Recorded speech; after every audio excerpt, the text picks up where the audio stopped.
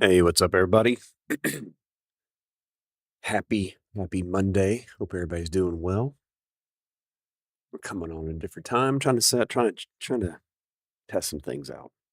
And plus, I won't be able to get on tonight, so trying to keep to my staying on a Monday stream, even though I won't be on tonight. I decided to come on this morning instead. Good morning, Joe Mama. How are you? How's it going? Happy Easter Monday, I guess. This is the week you have off, isn't it? Didn't you tell me you have this week off or something? Thought you did. Can't remember now. Better than I deserve. Let's go. Let's go. That's what I like to hear. I do not want to play ranked. Done. Let's do a little blitz warm up.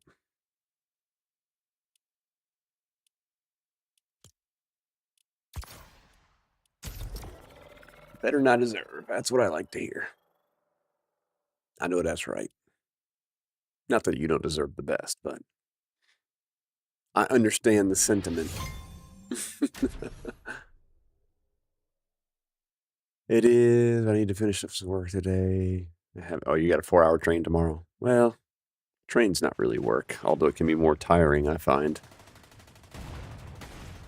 I don't know what it is about sitting there doing nothing and listening to a talking head for hours. Yeah, I borrow it from Dave Ramsey too. I'm so surprised by the number of people who don't recognize it when I say it.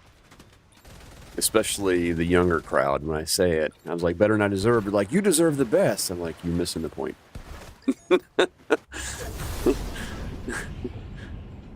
Thank you. I appreciate you being nice. I'm not saying that I don't have it good. I'm just doing better than I deserve. Anyway, what I was saying is, I don't know what it is about sitting and listening to a talking head for hours, but it wears me out. Oh boy. Another program, huh? Fun. I'm sure you're just thrilled with that. Really? Why are you going to give me 2 freaking shotguns?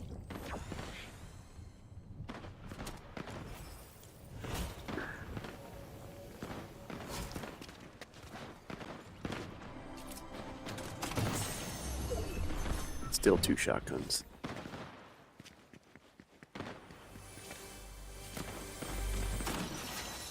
There we go.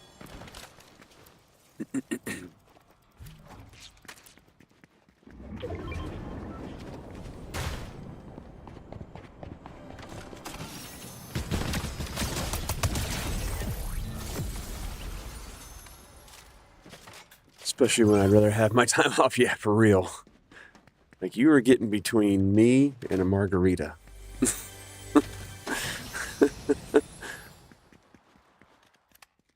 It's worse being a presenter between lunchtime, but getting in between somebody's time off, man. That's just you asking for it.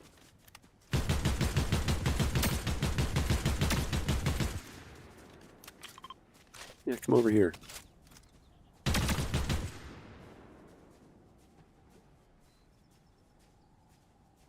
are you doing?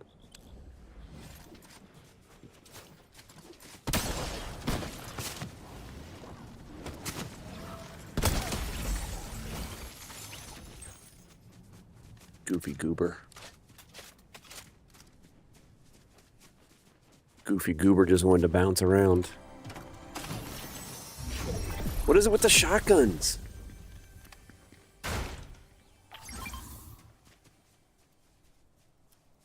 Why do they want to keep giving me the same gun?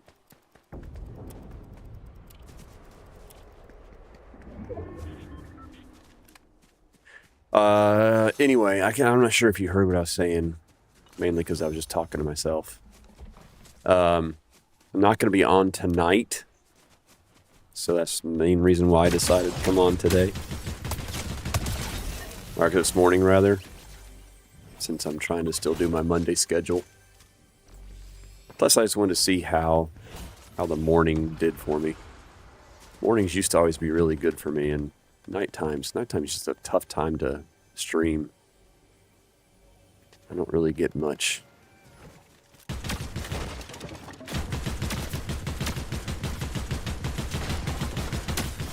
Dude, there's somebody right in front of you. Why are you shooting at me? Big dummy.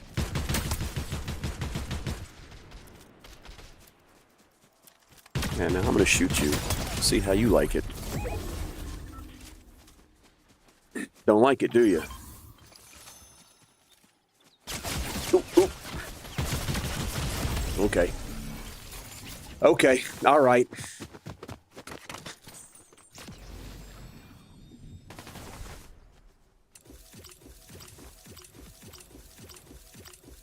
Not bad for the first game on.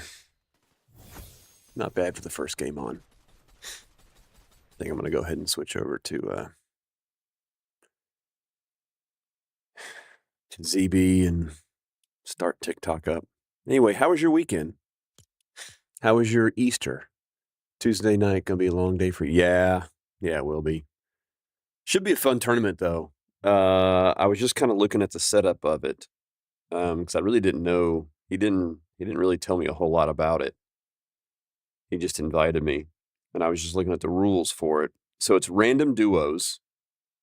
Game 1 is just going to be random fill duos, straight up BR with random fills, no special rules, just vibes and surviving. Good luck. Game 2 is going to be a fighter healer, duo role lock.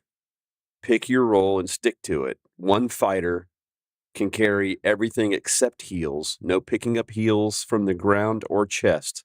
Slurp barrels and tankers are fine. You can only heal what your healer passes you. And the healer can carry everything except guns. Damage is pickaxe only. Gloves are allowed, but deal even a single point of damage and you're banned for life, no exceptions.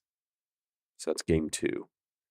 Game 3 is silent mode. Turn off your audio and your visual audio cues. That's it. Normal BR otherwise. Comms with your duo still allowed, just no in-game sound or visual audio indicators. That'll be fine. What's up, Papa John? How are you, dude?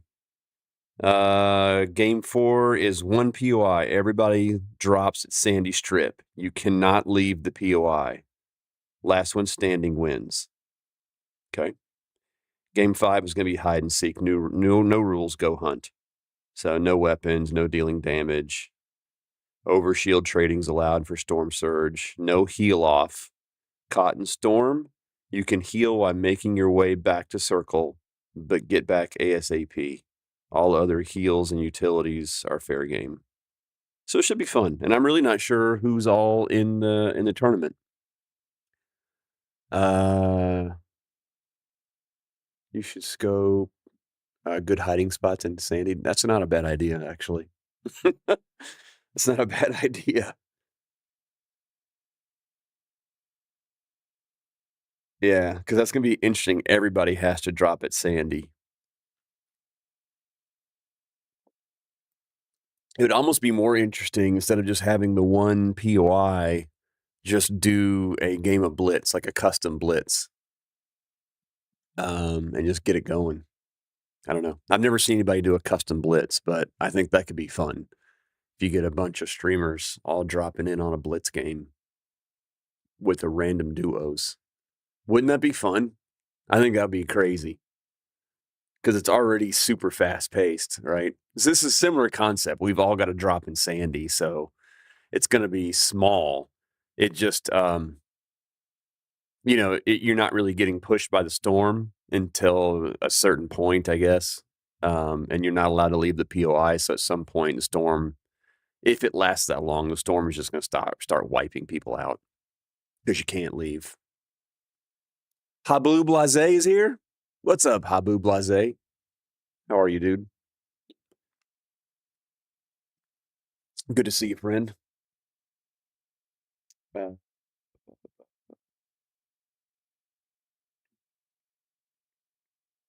right, let's get a game of BR started here. Go ahead and get.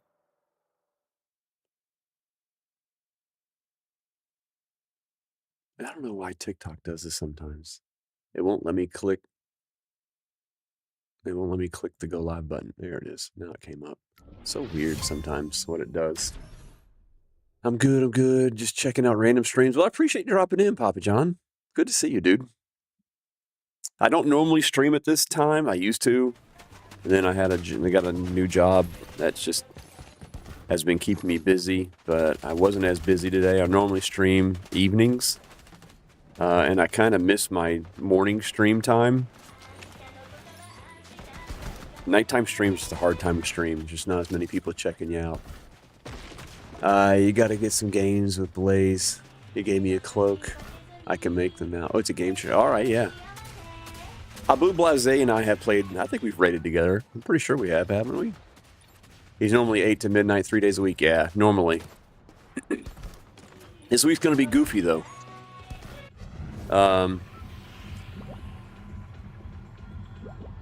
So I'm doing morning tonight, or today. Then tomorrow we've got the tournament. So that starts at 6 o'clock Eastern. And I'll just stream until midnight. So I have no idea when the tournament's going to be done. What up, Moo Moo Man? And then I normally do Thursday, 8 p.m. to midnight, which I might still do. A friend of mine is trying to get me into, there's this league in town. We have a lot of breweries in my town, a lot of breweries.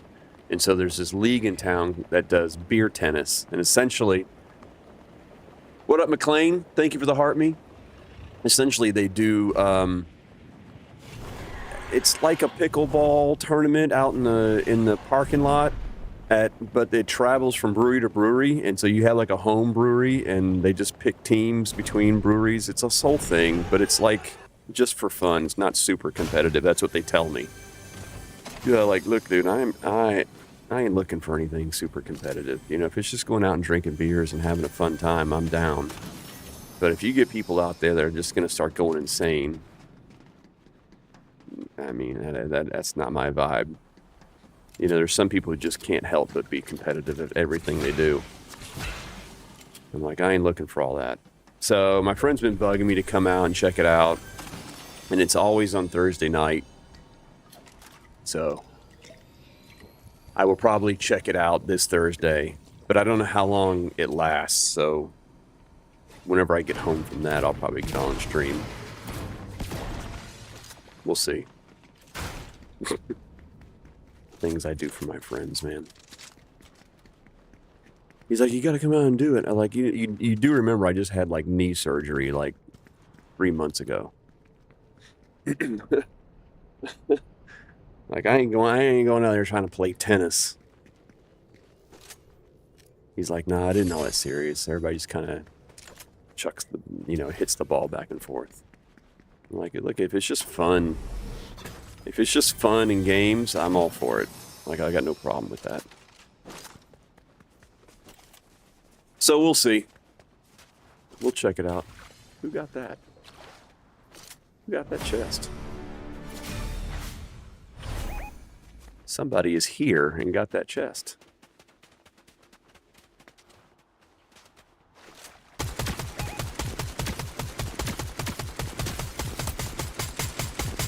Oh, come on.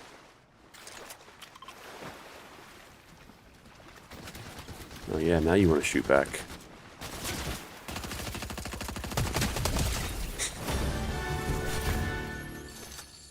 Dun dun dun. What's going on, folks? Happy Monday to you. Welcome in. First game on. Hope everybody had a great Easter weekend. Even if you don't celebrate Easter, I still hope it was a great weekend.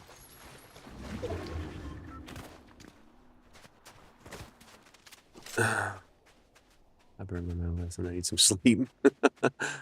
We go for sleep. We sleep when we're dead. That's right, Joe Mama. That's right. 100% correct on that one. We sleep when we're dead.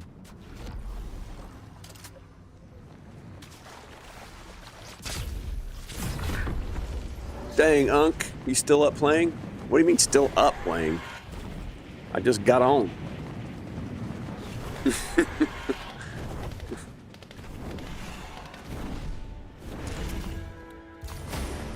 But But yeah, we're still here.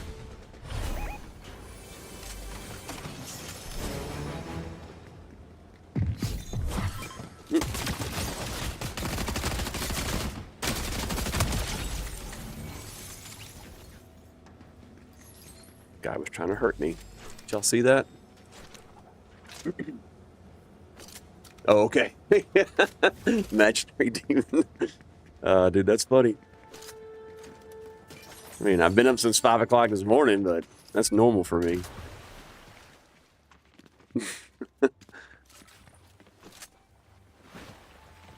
Anyway, hope everybody's having a good Monday so far. Come here, dude.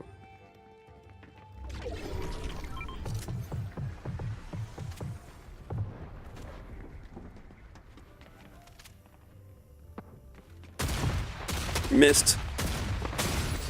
Now you hit. Oh, wow, I thought I had him. What up, Beluga? How are you?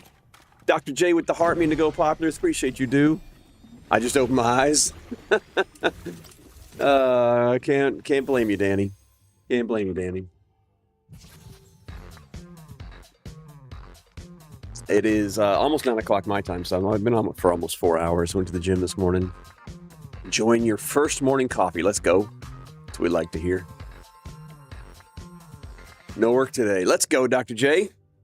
I do have to work, but I didn't have anything on my calendar. It's kind of slow, so I can play hooky for a little while. It's 8 here. 8 o'clock's not too bad when you just open your eyes. Time for coffee number 2.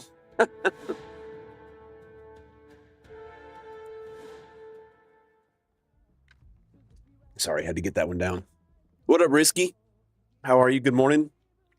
That was not a good game, y'all. We do better than that around here. We do better than that around here. Good morning, Hannah. Coffee number 2 sounds good. I actually haven't drank coffee in a while. Can't remember the last time I had coffee. Good morning, Bestie. Good morning, Hannah. How are you doing?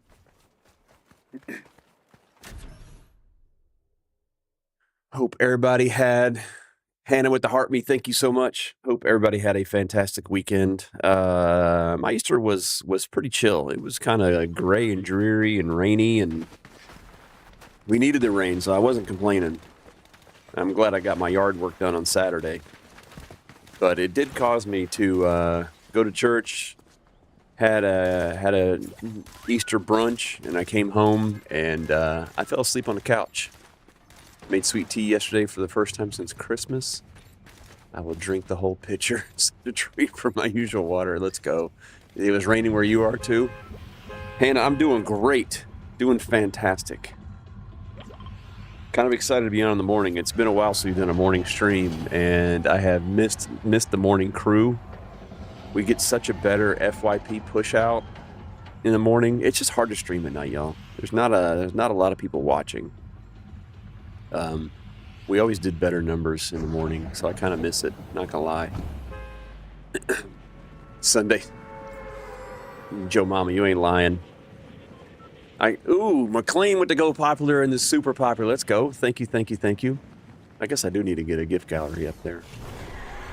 I'll do that here in just a minute. Yeah, I stuffed myself on for Easter brunch and came home.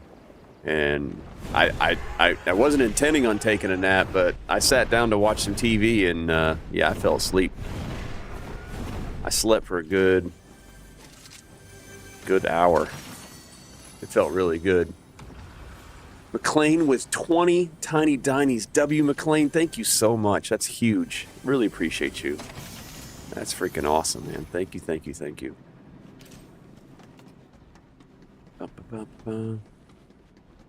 I'm a big fan of this landing spot. It's a nice place to kind of loot up. And most of the time I can run around and get some shields, get enough gold to hire the bot.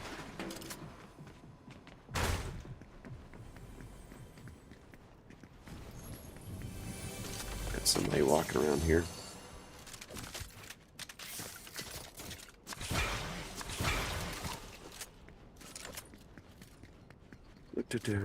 Who's walking around down here? See if you got enough to hire the bot. Yeah, we do.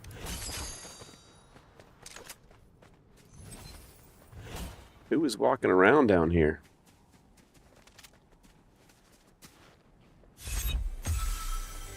I keep seeing footsteps, but I can't see where they are. And nothing just pinged just then either. Sheriff car. Oh, nice. A lot of lurkers at night because everyone's also playing. Yeah, that's so true. There is a lot of lurkers at night. Which we love the lurkers.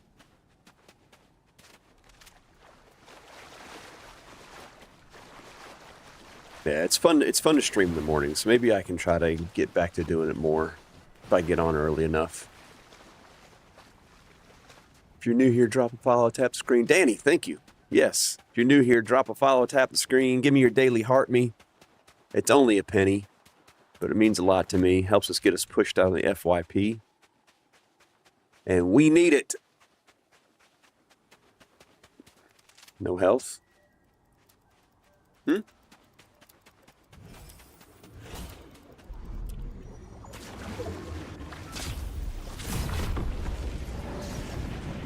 he's all the way back here. In your inventory, oh yeah.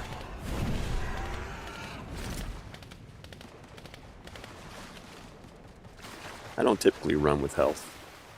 I will here in a little bit. Sometimes I do, sometimes I don't.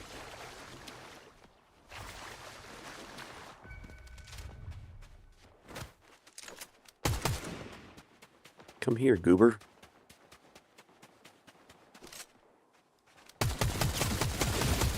Alright, they're putting a hurting on me.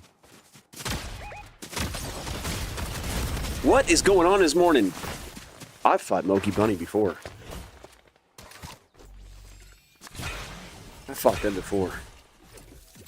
Tall guy with the Harmy, what's up? Early stream. Yes, Aaron, early stream. Thank you for the Harmy.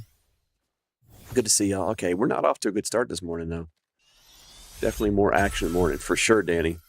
For sure, definitely more action. I used to stream in the mornings all the time. A nighttime stream was kind of rare for me. Maybe I need to get back into it. Got to warm up that aim. Yeah, it is too early for gaming fingers. You got that right. That's so true, Joe Obama. We're not limbered up. Actually, I did have I had a rain while I was at the gym this morning. Maybe that's it. Maybe it's too jittery. I remember then it was a gradual transition into nighttime. Yeah, I wouldn't say it was gradual. I got a new job in I've always worked for a West Coast company, so I never really got busy till like lunchtime. Now I work for an East Coast company, and so my mornings have been busy. Those are bad for you, sir. I don't drink them that often. This is actually the first one I've had in a while.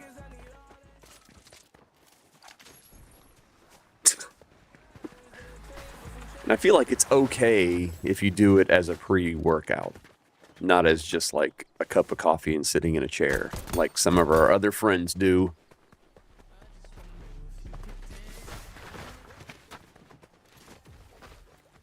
I actually drank one and then did a bunch of cardio.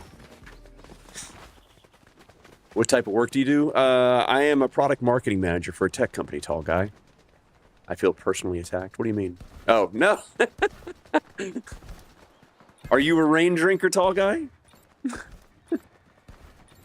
Joe has a friend that had a heart attack at 24 because of energy drinks. Holy crap.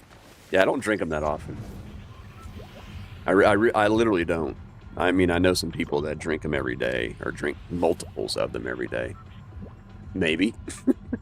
Nothing wrong with it, tall guy. Joe Mama's the one over here giving me a hard time. Talking about her daughter's friend had a heart attack at 24 from drinking them. That's why I stick to natural coffee. Yeah, I'll drink coffee. I don't have anything against coffee. But a couple years ago, I kind of transitioned to drinking English breakfast tea in the morning. And I actually don't have any tea at the moment. But yeah, English breakfast tea is probably my go-to. Hello, Joe. Danny says hello, Joe Mama. This guy's gonna beat me to the lighthouse. Get away from my lighthouse. It's mine.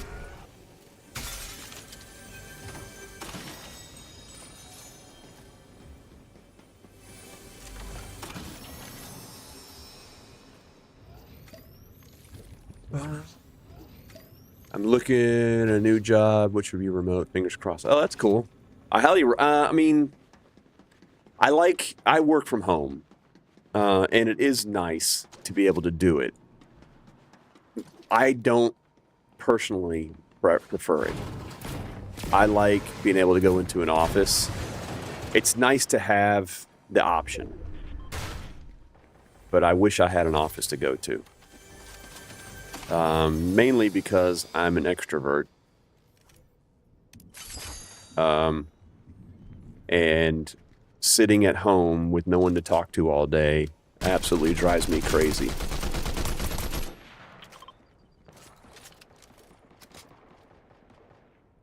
You know, peek? No? Okay. Should I chase them?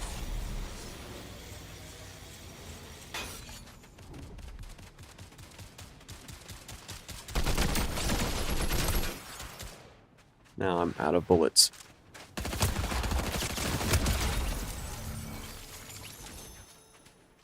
Well, that worked out in my favor, I guess. I get more done. Yeah, and that's the reason I say I like to have the option.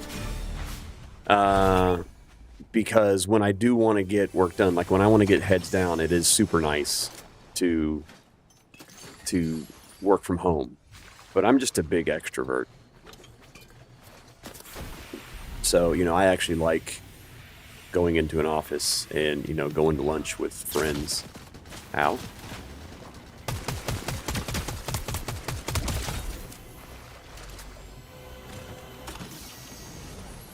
Ooh, McDoubles. We will take those. When I also talk more than I work, but at home. Oh, yeah. I work from home 2 days a week and in my office 2 hours away. Oh, yeah, that makes sense. Ow!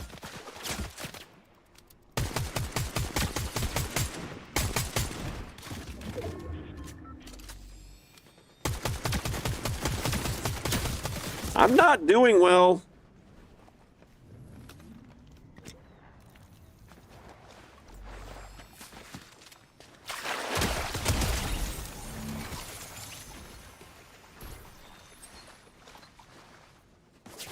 Come on. Would you give me a break?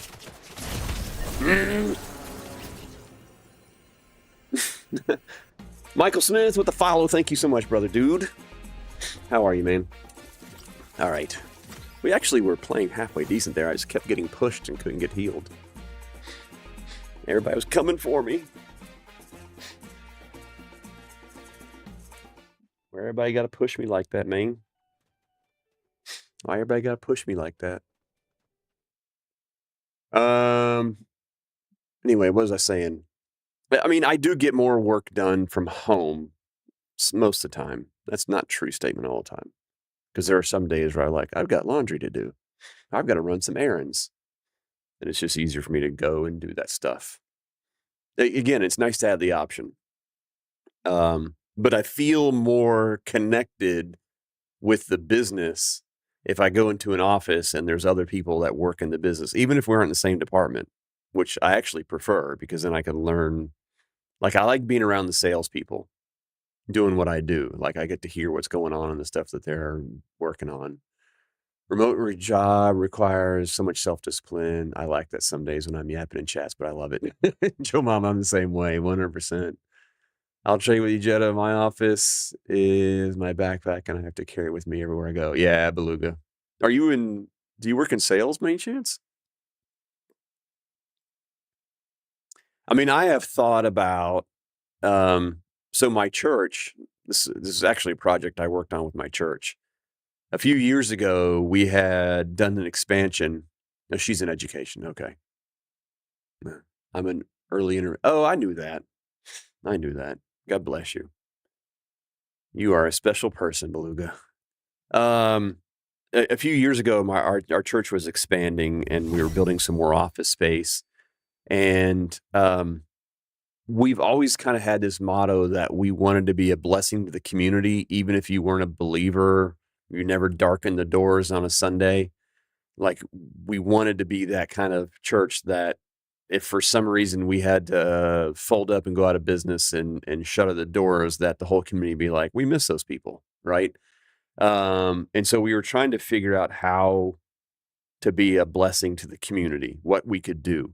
And we were like, we've got an excellent facility here that, for the most part, 6 days out of the week, it's empty. It doesn't get used. How can we get the community to use it? And we noticed that there was a lot of people, mainly from our own congregation, that were having like Bible studies throughout the week. They were struggling to find places to meet, um, especially right where we're at. People like to go to coffee shops. Well, at the time, there was only one coffee shop. It was a small Starbucks, and it was always crowded and loud. People tried to do Bible studies in there, and you just couldn't do it. And so we had the idea that we had such a great space that it would be great if we could turn our lobby into a coffee shop. But we didn't want to be in the coffee business. We wanted to like bring in somebody that was their business, right? Like, you run a coffee shop, just run it, and we'll give you the space. We don't want any money. We're not here to make money off it. We're not going to charge you rent or anything. We want you to just run your coffee shop, and we'll let everybody hang out here. And it's been a huge success. You go in there now, Monday through Friday, and that whole lobby is packed.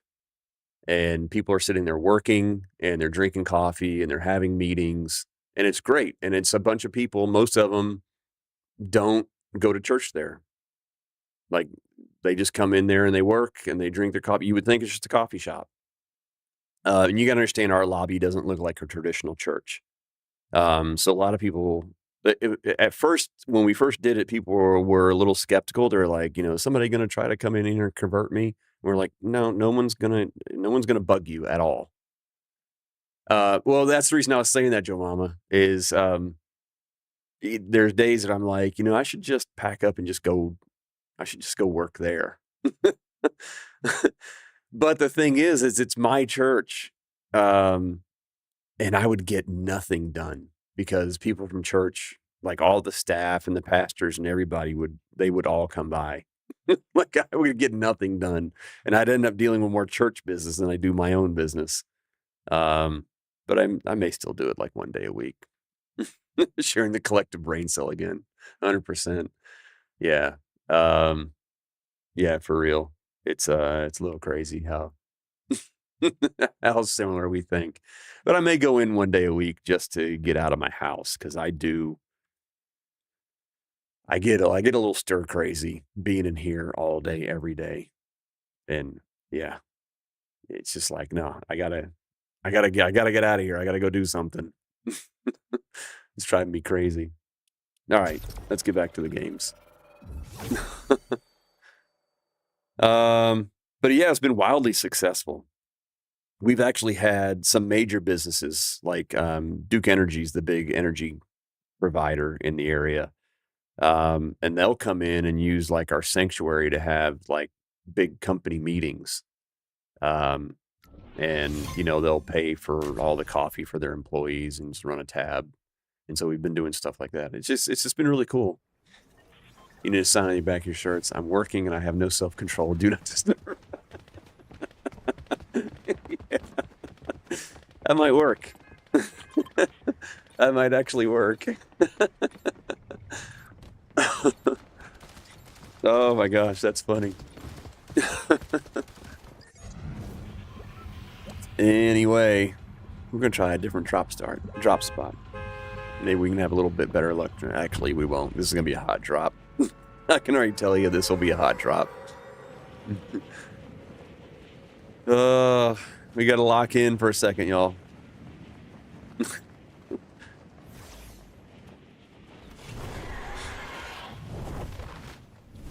This will be a hot one. Do I need help getting a win? That sounds a little mean. I mean, yeah, but no.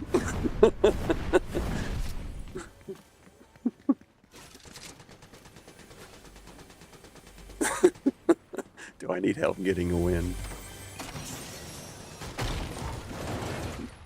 Blink twice if you need help.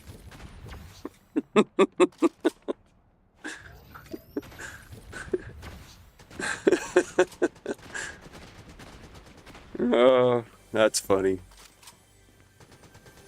What's up, Ramafan? Thank you for the heart meat. Heart meat. I can't even talk, much less play. Oh, it's gonna be that day. It's gonna be that day. Blink, blink, exactly. That's right, Joe Mama.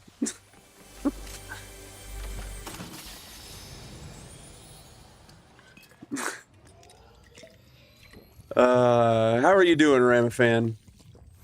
How was your weekend?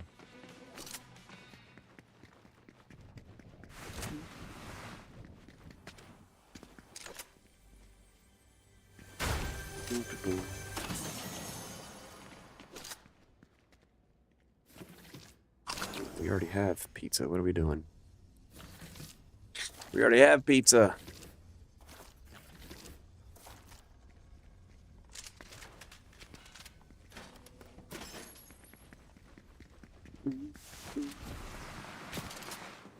Knew somebody was going to take a shot at me right there. Didn't see where it was coming from, though. Oh, there they come.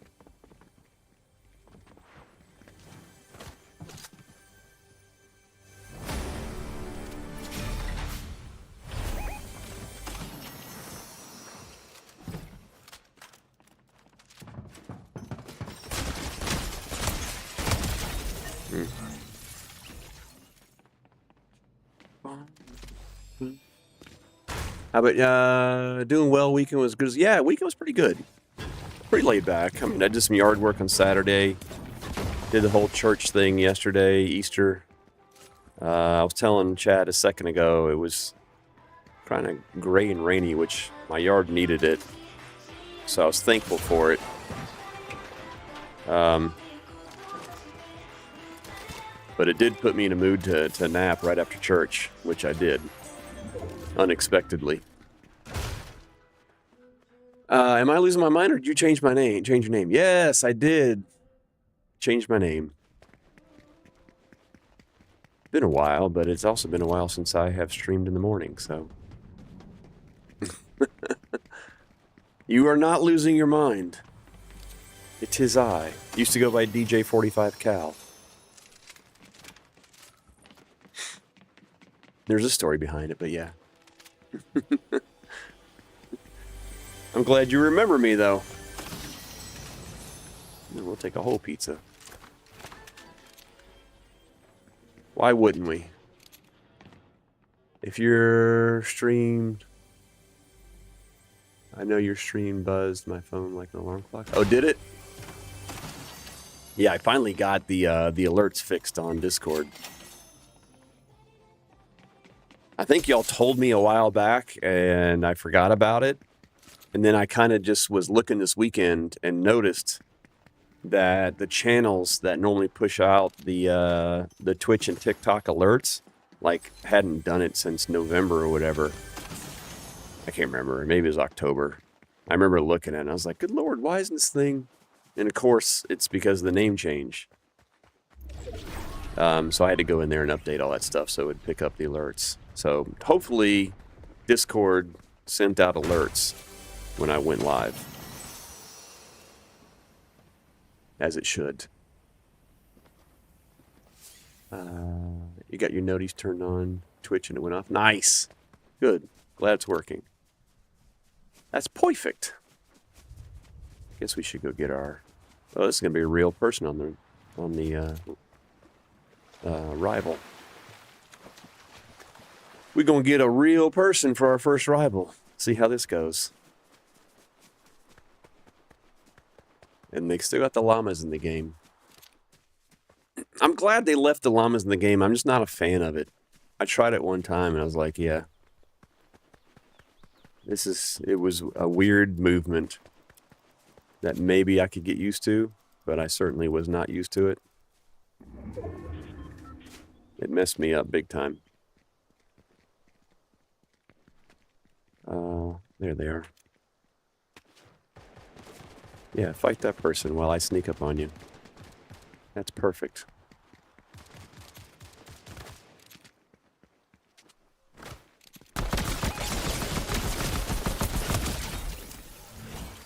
They almost killed me, y'all. They for sure saw me coming.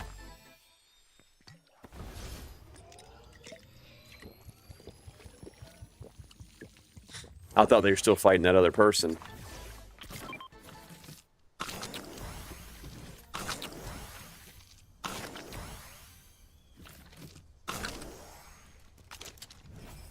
We don't want that gun.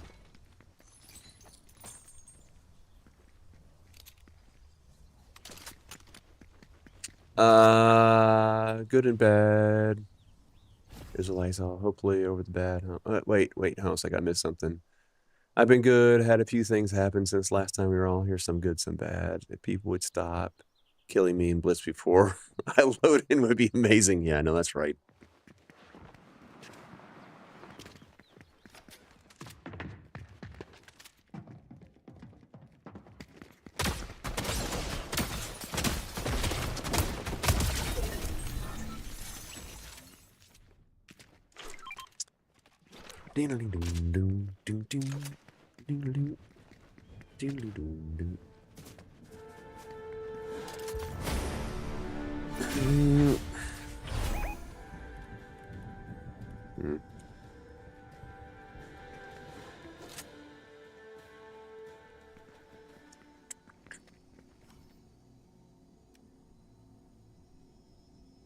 You know what? I will take those. Chrysler LeBaron. Definitely over the bad hump. Good, good, good. Don't forget to emote on them. I'm not quite that toxic. I will emote on somebody if it's like a weird fight. And what I mean by weird, if I have to chase you all over the map, like if you push me and then I start fighting and you start losing and you run and now I gotta chase you, when I catch you and kill you, I will emote on you. But for the most part, I'm really not that toxic. Try not to be, at least. So I don't do it just because I killed you.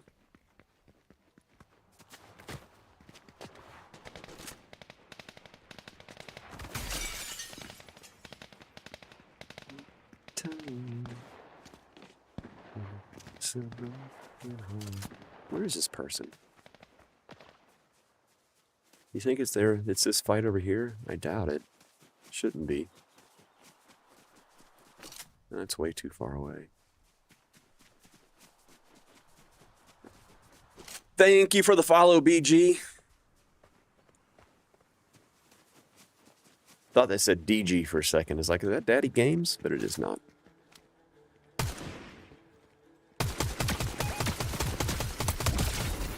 Dun dun dun. It did not give me the win. I hate it when it does that. That was the rival. They are dead now. And now I'm still stuck in a rival.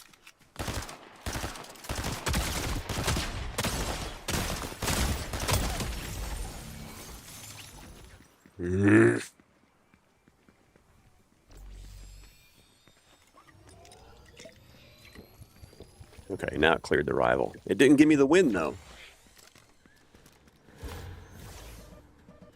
And now I don't have any rivals available. Poop. I feel like I dropped something I shouldn't have.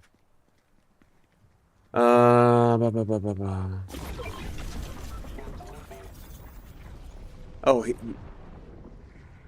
I emote somebody I kill, I get shot dead by somebody. Yeah, it's instant karma. I agree with you, Joe Mama. I used to do it just because I thought it was funny, and then the number of times like I got shot while I was emoting, and I'm like, yeah, okay, I'm not doing that anymore. What made me start playing Fortnite, McLean? That is a great question, because I'm really not a gamer per se. I was playing this mobile game called Game of Thrones Conquest for a little over a year, I guess, and it was just something to pass some time away. When I first started playing it, and I thought it was just a mobile game. I didn't realize that there was other real people in the game. And after playing it for a few weeks, I realized, all right, there's real people in this game, and it was this whole, you got to join a clan, and everybody's on Discord. So I did all the things, right? And I got good at the game. Well, long story short on that community is toxic. Like, not just the one that I happen to be in. I don't really want to get into the details, but it's super toxic. And I mean, like, bad toxic. People doxing you, threatening your life, like showing you, taking pictures of your house. Like, they'll go on Google search and find out where you live and just do all kinds of crazy stuff. Like, it's bad, right? And it's really expensive game. Like, to play it at any length, it's super expensive. And I was like, I'm just done with this. I don't want to be a part of this. Like, this is supposed to be relaxing, and it wasn't relaxing. And it's also like a 24/7 game. So I really I got to a level in the game where I really just never had any rest. Anytime I was out doing something in real life, I was getting bugged and pinged, and we need you to jump in the game and join this raid, and just all kinds of stuff. And I was like, I don't want to be a part of this. Okay, sounds good, Joe Mama. What up, Oak Root? And so I quit that game, and I had made some friends. A handful of people that were really good people and good friends.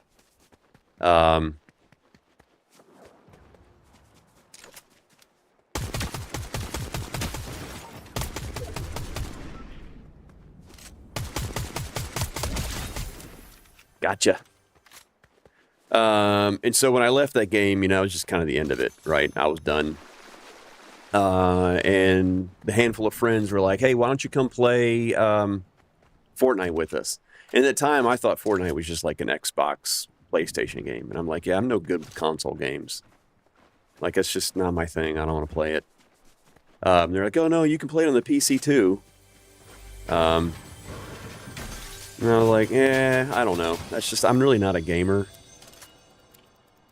Where are those shots coming from?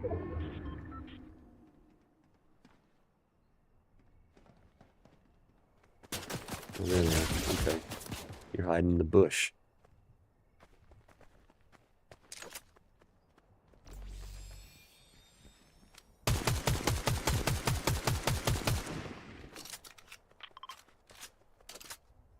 I don't like it. I don't like it.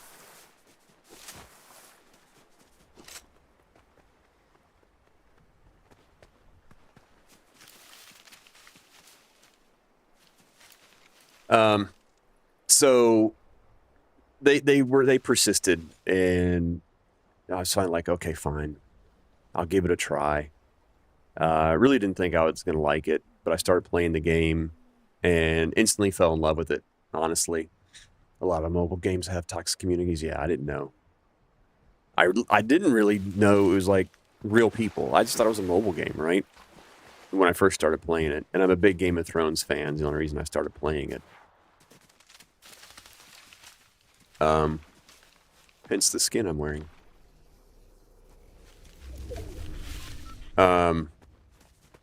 So yeah, they got me playing it, and I enjoyed it more than I thought I was going to. So I just kept playing the game.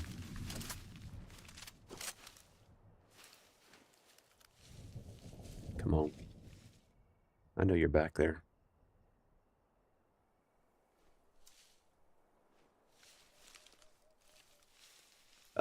So that's what got me playing it. But now they were all playing on consoles though, so this is just a little bit more than what you asked about. They were all playing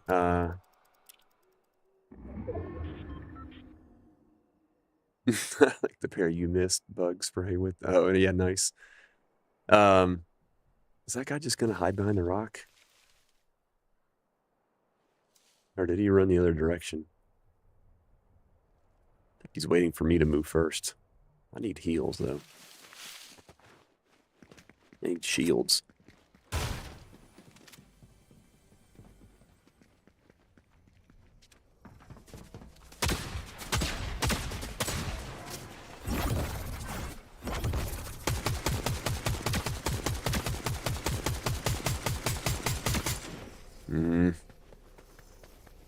Now they got height on me. There's that other person, too. They were hiding behind the rock the whole time. Let me get reloaded.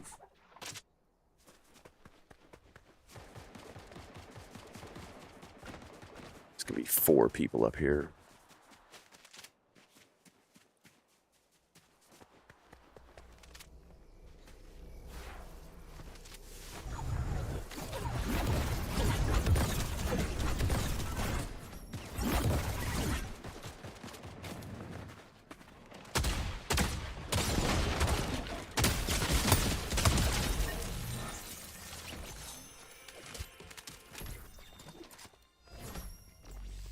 What am I doing?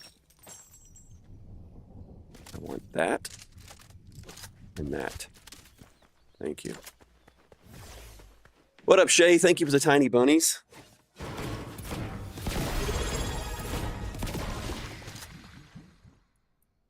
What was that sound? Oh, good grief. Subscribed. Ooh, we got a sub. Sorry, I got to lock in for a second. Who was the sub? Oh, Princess Leia with the sub. Thank you so much, Princess. Somebody in that bunk right there.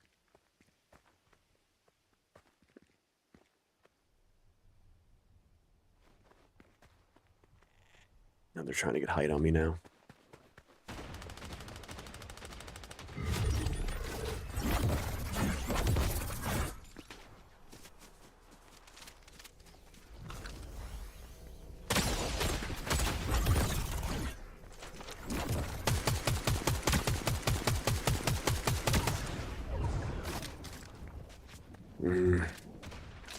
Y'all, this is going to be a nasty fight.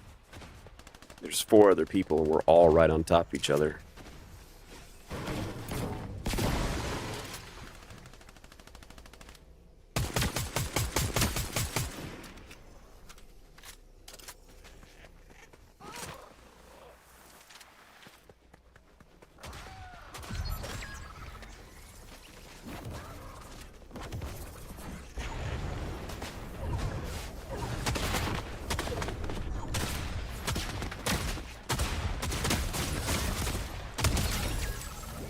Oh, come on! Do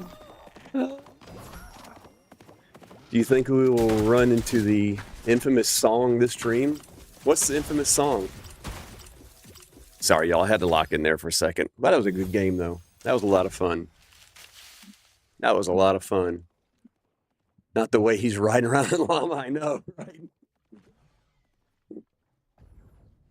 People riding llamas are unstoppable. See, I die when I get on the llama, Shay. It does me no good. Like I tried it one time. It did not work for me. I was like, I don't know how people are doing this. I had to get off. Anyway, let's go here real quick before we jump into another game. Could we listen to gameplay? Is the game audio not happening?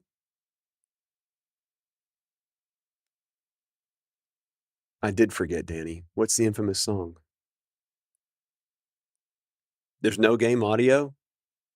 The audio isn't on for some reason. Oh no. Y'all gotta tell me that. Let me go back here.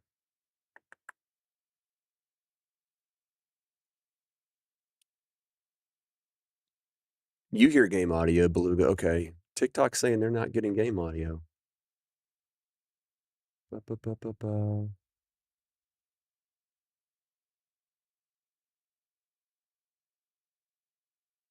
I don't know why it changes this sometimes.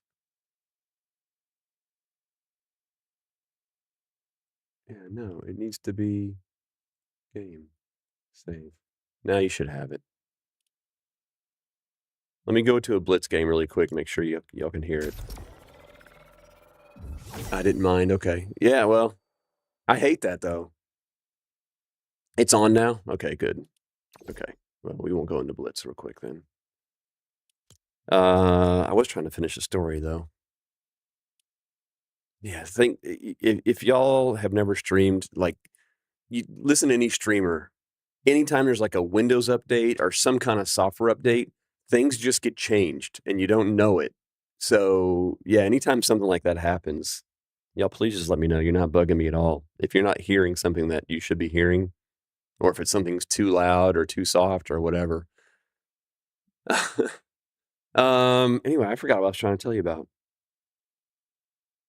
Oh, yeah, so that's how I started playing, Fortnite, and I fell in love with the game, and, but I was playing with a bunch all my friends were on consoles. So I was like, "How do I do this? How do I do that?" And they couldn't tell me because it's like, "Oh, you press X or you press triangle." I'm like, "I'm on keyboard and mouse. I don't have X and triangle." Um, and so I had to start watching, or I didn't have to, but I started watching streamers to learn how to play the game and what I should be doing. And that alone almost ended me uh, um, playing Fortnite for any degree because the first handful of streamers that I was watching were just were very toxic. Like they were just rude, right? They were always talking crap about the other players. They weren't really interacting with chat, and when they did, it was usually rude. I don't know. I just didn't like it, but they were really good at the game, and I was trying to learn the game. Um, but I kept looking at more and more streamers, and I finally ran across one streamer named Chalk Dunny, and he was instantly different because he was talking with chat, he was laughing and joking, and I'll never forget what really convinced me, like, this guy, I gotta follow this guy. Somebody in chat was like, "Hey, how do you do that movement?" And in the middle of the game, he just stopped and demonstrated how to do this movement, like 4 or 5 times, like, took a couple minutes out of his time to demonstrate it, and then went back on playing his game. I was like, "Alright, this dude's built different." Like, he ain't like anybody else. So he was the first Fortnite streamer that I followed. Um, and from him, I got introduced to Novi, and became really good friends with Novi, and I mod for Novi. And Novi then introduced me to Hughes Vision, and suddenly there's just like this whole little community that were all very similar, right? They were funny, they're interacting with chat. They're super competitive. I'm learning a lot from them, but they're really friendly, and I become part of the community, and they're playing games with me. Um, and along the way, they start to convince me that I need to stream. And I'm like, yeah, no, dude, I've been playing this game for like 6 months. Like, I do not need to be streaming. Um, but they knew some of my stories and my background, and they were like, no, you really need to do it. And so and finally, they kinda convinced me, they're like, "You've got nothing to lose. Like, you've already got all the equipment. You should just do it and just see what happens." BG with the heart me, appreciate it. And I loved it. I didn't think I'd like streaming as much as I did. Um and it was Chalk that kind of convinced me. He's like, "Look, it helps to be really good at the game, but that's not what it's about. It's about interacting with chat, entertaining people, being just building a community." And he's like, "And not everybody's gonna like you, right? Because there's a streamer for everybody out there, right?" And like, look, I'm not a Flex or a Savage Mike. Like, I'm not bouncing off the walls screaming and lights and crap going on all over the place. I'm a Gen Xer, okay? Like, I'm here just to be friendly, provide a safe place for everybody to kind of and escape for a little while and just enjoy life, like, and I kind of found Ram fan with the roses, thank you. You like your stream a lot. I also like Flex. Well, yeah, McLean, I love Flex too. And I love Novi and Chalk and Hughes, and they're all very different streamers. They're all very different streamers, and I like every single one of them for different reasons. But for me, I was like, look, my vibe is I'm gonna play like 90s and early 2000s alternative rock, and we're just gonna have fun. And I welcome people to make fun of me because look, I'm not the greatest Fortnite player. I'm gonna do dumb things. I'm gonna say stupid stuff. You know, I welcome people. You know, as long as you're not getting personal and trying to just put me down as a person. But if you want to goof on me, dude, goof on me. Look, I'm a goofy goober. Let's have fun. But more than anything, I just want to be a safe place where people can escape real life for a little while, forget about everything that's bugging you, and come in here. You know, and that's the reason some people who come in, um, and want to talk politics or want to get super serious. Look, that's not what I'm here to do. If you want to talk about that stuff, DM me. I've got my opinions. We can debate in DM, but it's not what I want to do on stream. Mel B with the heart me. Ram fan, dude, you just lit up my gift gallery. Thank you so much. We got the new creator, the live GGs, you're off, 14 you're awesomes. And 10 roses. Thank you so much for all the gifts, Ram fan. I appreciate that. So thank you. It's good to have both ends of the spectrum. It is, yeah. I actually love having a few people that are Gen Xers in my following list. It gives me someone who isn't a mean sweat. Yeah, no, I'm not a mean sweat. I try to get sweaty. I mean, look, I have my own personal goals to get better at this game. And I feel like, the more I play, like if you had seen me 6 months ago, I'm a whole lot better than I am now. And I've been playing this game for almost 2 years. If you'd seen me when I first started playing this game, like it was bad, y'all. It was really, really bad. But I don't really crash out. I'll get mad at myself for doing something dumb that I know I should stop. But, I just kind of bring y'all along for the ride and you can watch me improve, and hopefully that inspires somebody to not give up and keep playing. Because look, this game's fun. The community's great for the most part. 99% of the people in the Fortnite community are good people. That's what I have found. And it's easy to identify the bad ones and just move along because there's so many other good streamers and good people and just good communities to get into and be a part of. And so, I hope I'm one of those communities that's good for you, where you can just kind of come and hang out and BS. And, if you're having a bad day, bring your bad day in here. Let's talk about it. Like, dump your problems here. We can have therapy Thursdays if you want. I'm okay with it.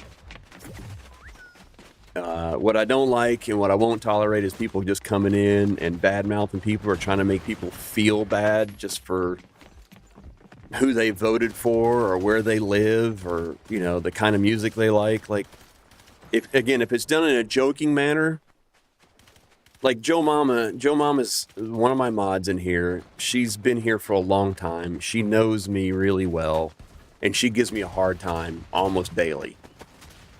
And I'm fine with it because she knows how to pick at me and it be funny. And I'm 100% okay with it, but it never gets personal, right? Like, she's never personally attacked me. I hope that makes sense, right? I'm the nicest troll you'll meet. That's a happy 100%. Therapy Thursday, take all the kids and their parents, take them home. Yeah, right. I'm not opposed to it. Look, I've had some bad days, and this community has been for me on my really low days. Like, there was a time, gosh, what was it, about a year ago, Joe Mama? Probably about a year ago. And man, I was in a bad spot. And the people in this community were here for me. And it wasn't something I came on stream and dumped on, but I knew I had enough close people here that I could be like, hey, y'all, look, I know I'm supposed to stream tonight, but I'm just not in a good headspace, and I don't want to come on here and be fake. Like, you guys are always going to get the real me. Like, I don't come in here and you know, try to be fake for anybody. But I also don't want to bring anybody down. So if I'm having a bad day, yeah, maybe I just won't stream that day. Did I miss something? Your bridge is decked. Anyway, I don't know. Yeah, we just like to have fun here, y'all. Try to keep it lighthearted. Try to keep it real, too, though. It was funny, and it's weird how the trolls... Like, when I first started streaming, I used to get a lot of trolls in here. And I used to have words on my screen that talked about, you know, all the money that I raise from streaming goes towards my nonprofit, my charity, because in my free time, I fly post 9/11 combat wounded veterans to their medical appointments. And so I used to have that on my screen. I was advised by some TikTok folks to take it down because it was hurting my FYP push. And it bugged me to have to take it down, but, you know, I'm trying to do the right thing. But anyway, I used to get these trolls in here all the time who would just come in and be like, 9/11 was an inside job, right? I'm like, what does that have to do with the price of tea in China? Like, why are you trying to rage bait me right now, man?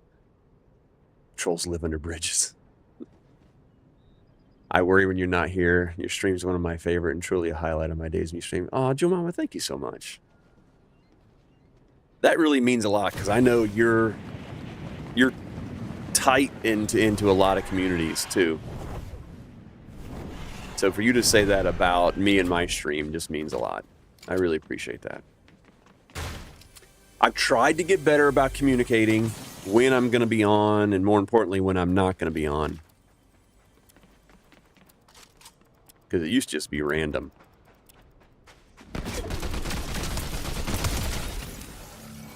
Yeah, it used to just be completely random.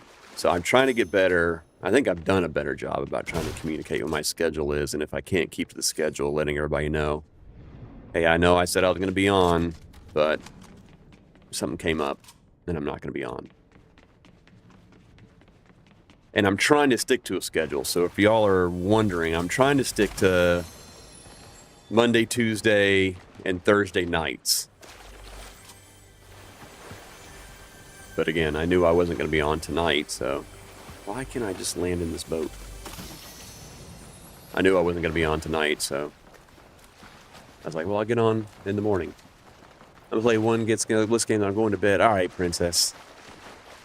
Hope you have a great game. I appreciate you hanging out with us this morning. It's good to see you again.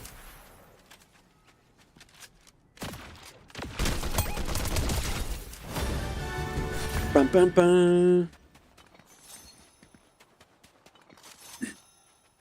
You're fairly consistent. Yeah, I try to be. I mean, things are going to happen. I don't know any streamer that sticks to their schedule 100% all the time. I mean, even the full-time guys that are every morning, Monday through Friday, are like, yeah, no, I ain't getting on today. Speaking of, I got some people I got to tab up real quick. All my regulars just got on.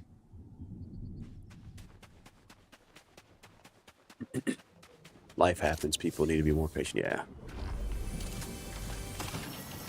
Look, and I don't mind the message of like, hey, where are you? Like, Joe Mama will gently nudge me with like a TikTok streamer, where are you?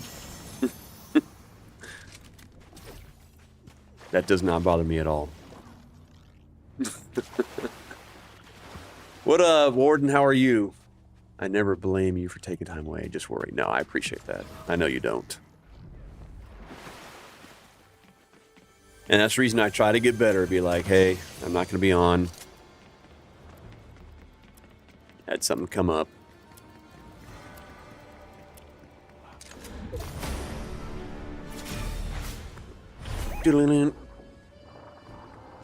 Let's this will be a bot.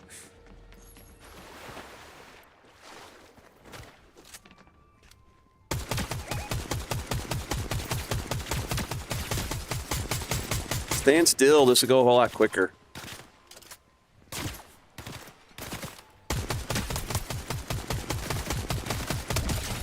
Thank you.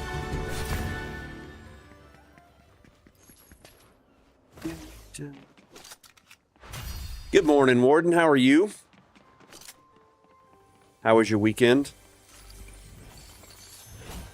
What is up, dude?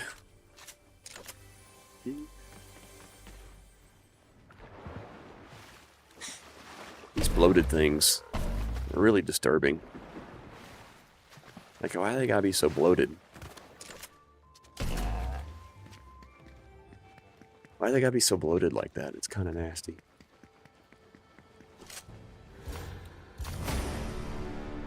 Lamp.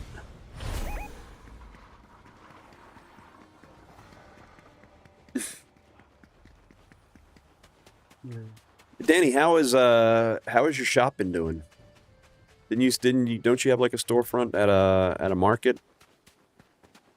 How's that been treating you?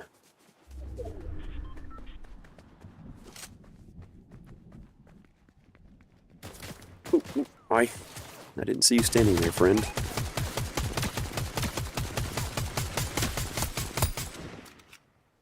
Yep, both those reloading. You're gonna die though. Dead. Let's get us another rival. Let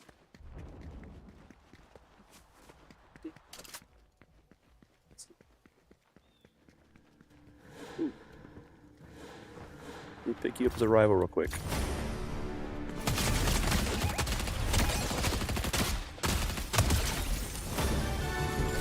Thank you.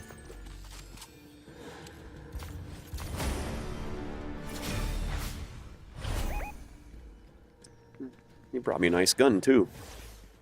That was so nice of them. This one's going to be on the other side of the map. Oh, they're not too far away. They're not too far away. I go to several. I'm probably attending another here in a couple months. Catching up on customs. Oh, you're getting custom orders now. Look at Miss Fancy Pants over here getting custom orders.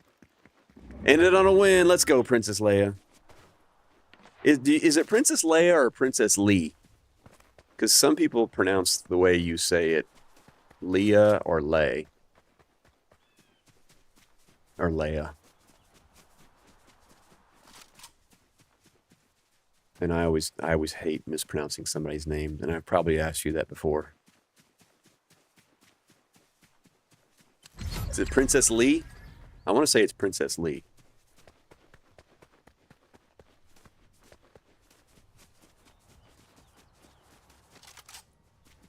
Leah, but I'll answer anything. Leah, okay. Princess Leia. Well, there you go.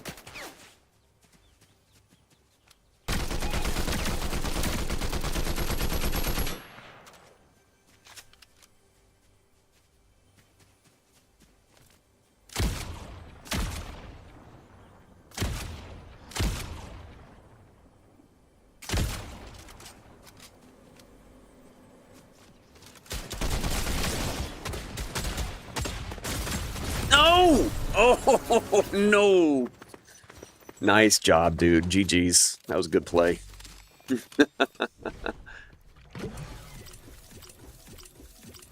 Pronounced the same way. Leah. Princess Leia. Most depth from custom. That's awesome. That's awesome. I love that you're getting customs orders.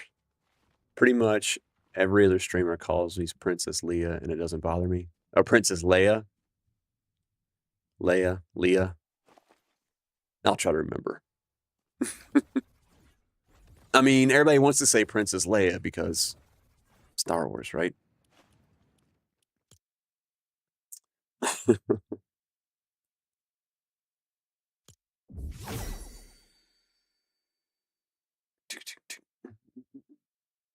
Togo's sick.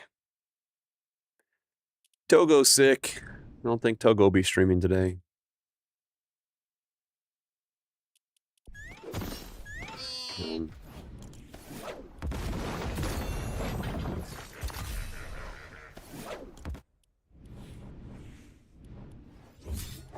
Okay, like, why is it not showing me all this stuff? That was a little weird.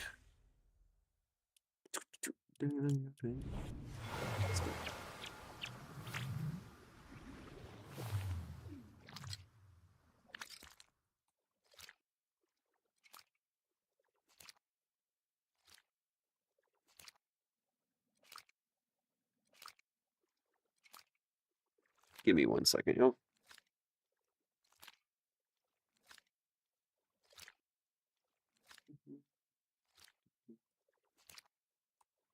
Just need to lurk in everybody's chat real quick. Cool. Whoa, that was really loud. That scared me. What was that? Drew the man with the follow. What's up, dude? I told you I really wanted to make you something cool, so definitely keep an eye out for me in Discord. Okay, sounds good. What's up, Drew? I would love that, Danny. That'd be awesome. Thank you so much.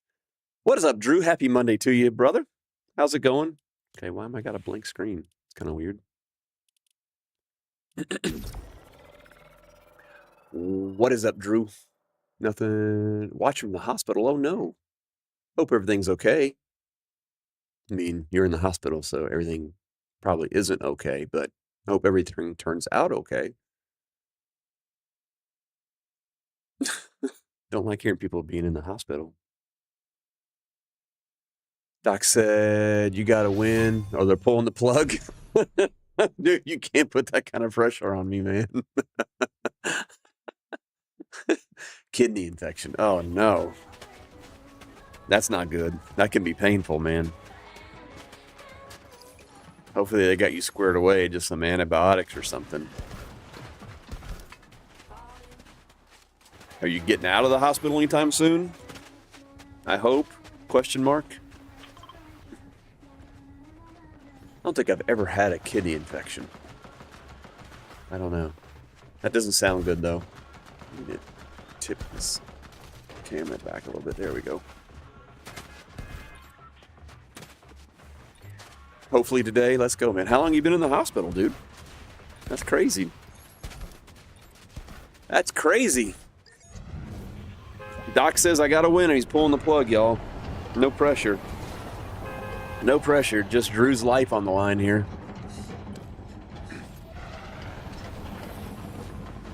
I would recommend another streamer if you're looking for that bet, though. Been here since Friday. Oh my gosh, dude.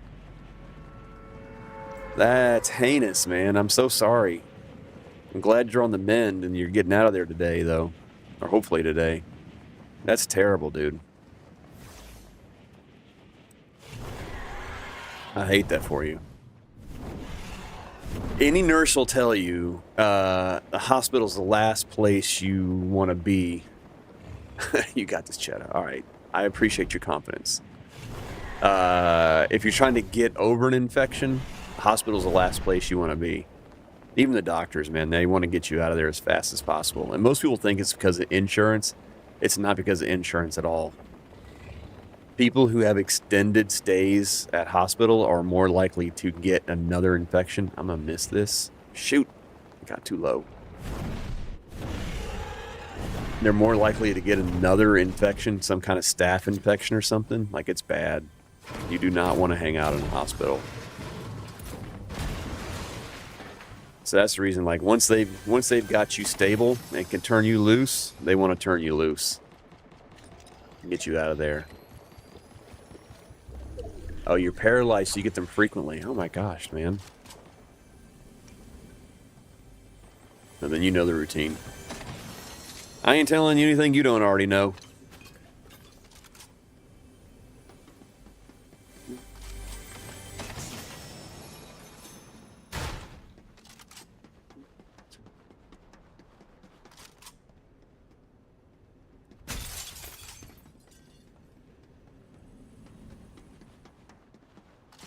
But it's also insurance driven. Well, yeah. I'm not saying insurance doesn't also want you out of there.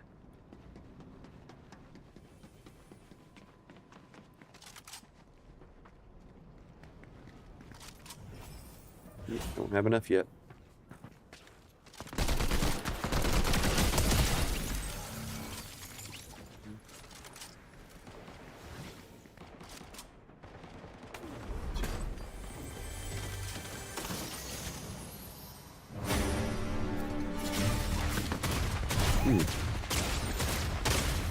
Ow, okay. That guy came for business.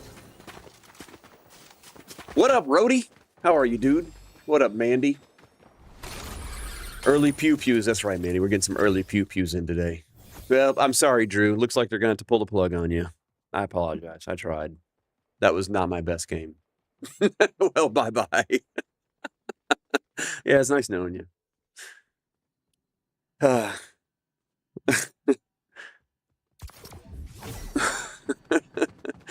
Spam those deuce. Yeah, he did. He got me good. I didn't think he was, like, right behind me right there.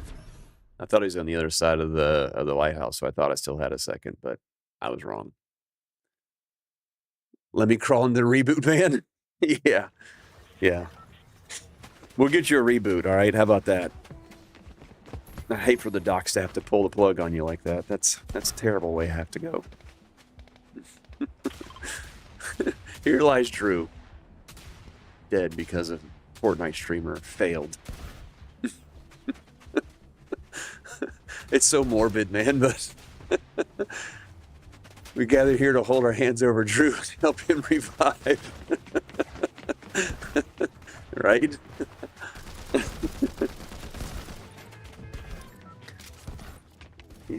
Drew put his life in the hands of the cheese man and got grated.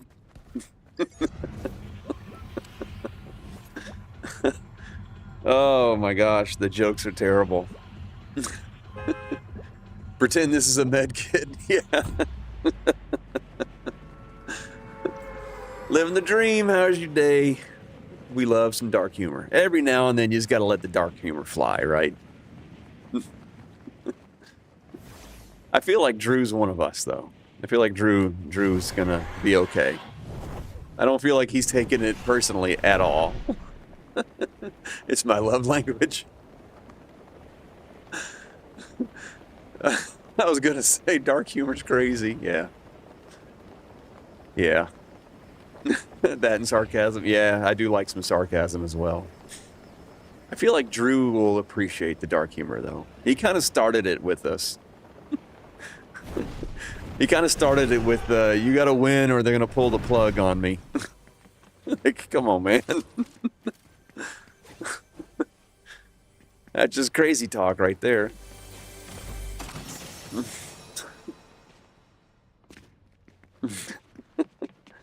Super funny, though. I gotta appreciate it.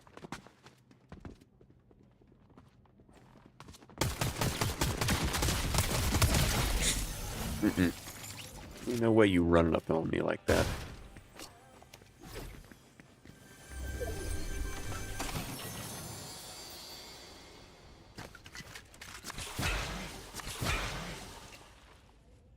Ain't no way homie just ran up on me like that.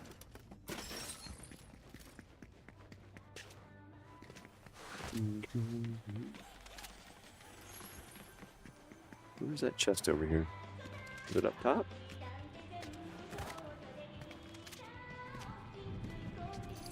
It's trying to tell me there's a chest over here somewhere, but I did not see it. Oh, it's the register. That's what it was.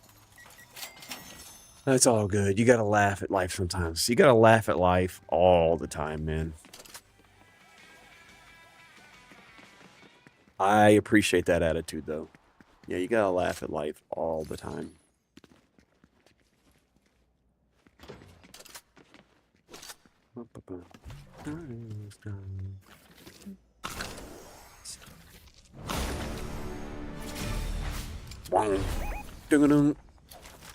They're not even near me. You gotta give me a... It's alright.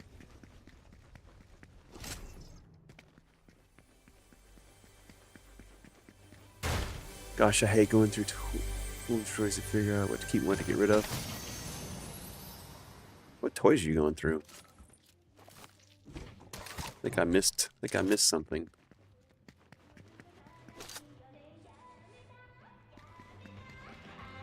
That sounds like a very dangerous question for me to ask. That could go terribly wrong.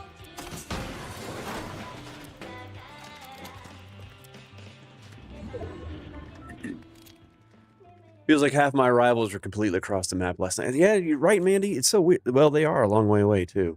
Like I don't want to go all the way over there. I don't want to, Mom.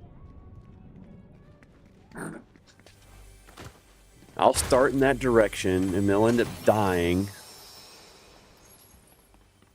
Oh, they could be real. They are a rank 10. They could be a real person. Maybe they won't die. Maybe they won't die.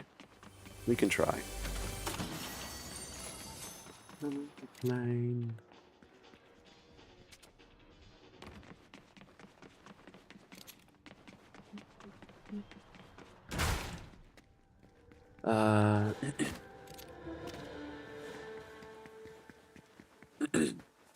Beluga, I just want to make really, really bad joke at your comment. And I shouldn't, but I really want to make a bad joke. But we're just going to resist the urge. At least I can get a car. Let's get a car.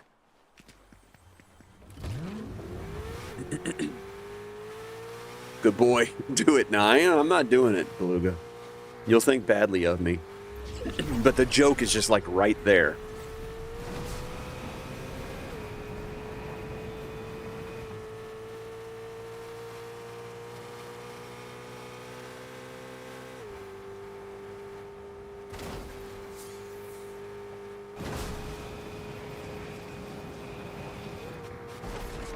Wait.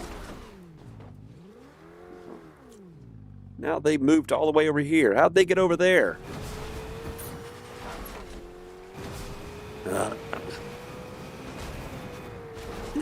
Made me come over here to see the comment. Well, she said something about having to decide which toys to get rid of. Now, that's probably my person right there.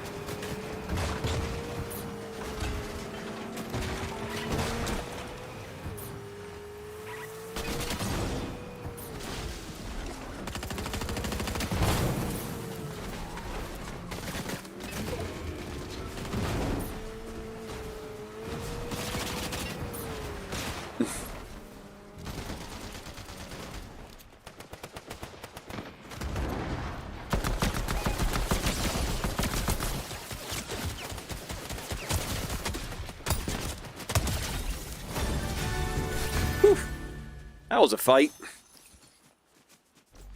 That was a fight.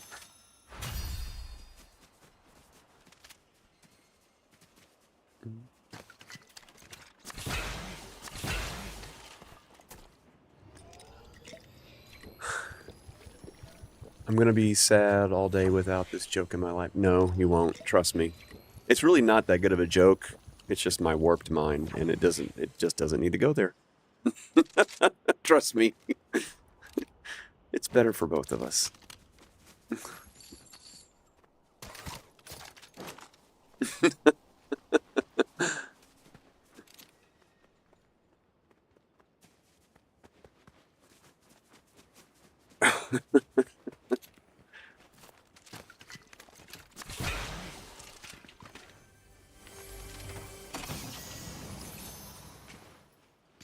Alright, I need another rival. Let's poke in here. You laugh about your own... you laughing about your own joke is fun. Oh, yeah. I already know where he's going with it. You do, Joe Mama. You absolutely know where I'm going with it.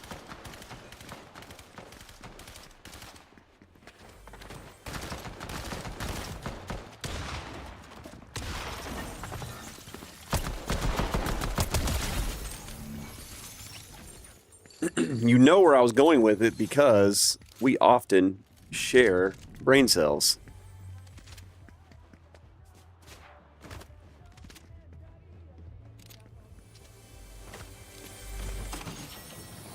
Hi, yes, I'll take that. I have my suspicions. Your suspicions are probably correct. It's exactly why I don't need to go anywhere. Okay, I'm back. All right, Mandy, thank you. So you really didn't miss anything.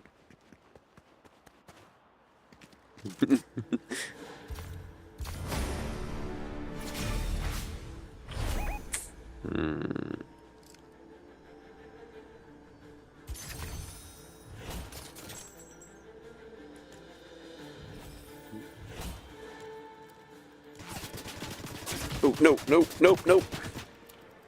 Need my fingers.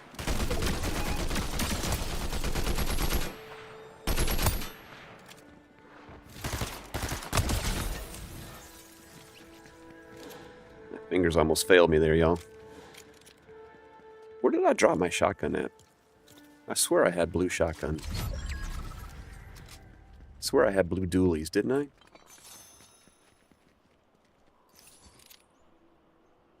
I swear I had blue dualies. I'm giving a sus because I'm a mind reader. Okay, that's fair.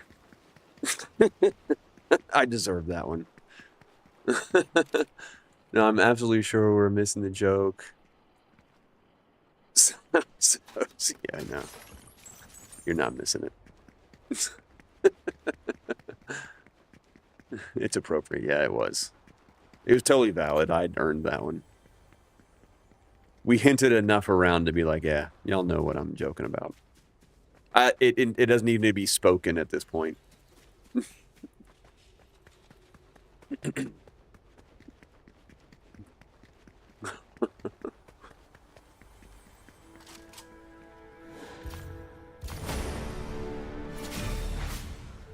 If I didn't know you were an early ed, special ed teacher, then I would have been like, what? And I actually had to think about it, because when you were saying that, I was like, why are you talking about your toys? Who, like, what toys? And I was like, oh, that's right, she's a special ed, early education, early age special ed teacher. Okay, that makes sense. I was like, where are we going with this conversation? In this moment, he might be regretting making the comment. Nah. I mean, I don't mind sharing what's going through my head without having to say it. Where'd that shot come from?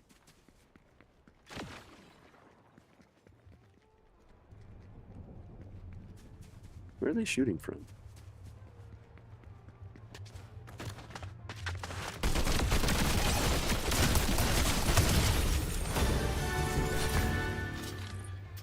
They were shooting from right there.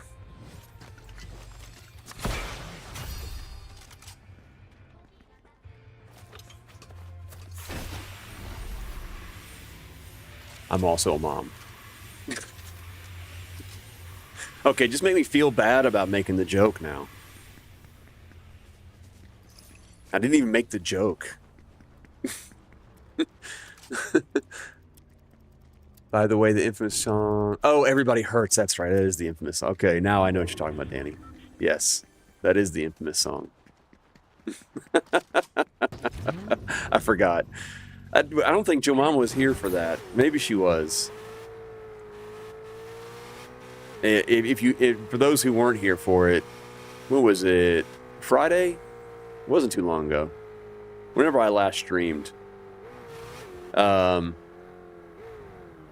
I was in like a non-stop fight. It was just like one after another. Right? And fighting for my life and winning, but the song, REM song, Everybody Hurts was playing. What's up, Jacavius? Thank you for the heart, me dude. The song Everybody Hurts was playing in the background. It was just so perfect of a song playing at the time. Jacavius with the Go Popular. Good morning, dude. How are you, man? How was your Easter? How was your weekend? W philosophy. Wait, what was that? My mom used to say, if it's on the floor, it's sweeper food. As a mom, all of it goes. Okay. If it's on the floor, it's sweeper food. I was crying laughter for a moment. It was just so, it was so random. It was really funny. All right, we got 2 people left. Can we win this one for our friend Drew? I mean, they're fighting back here.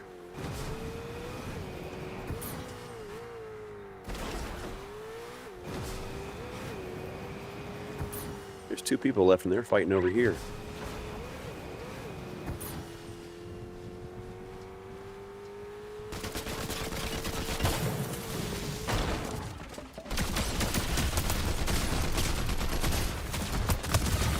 Ooh, you brought me shotguns, though.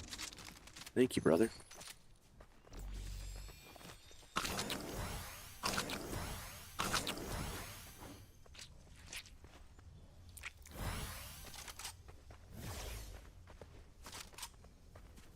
Now he's got 1 person left.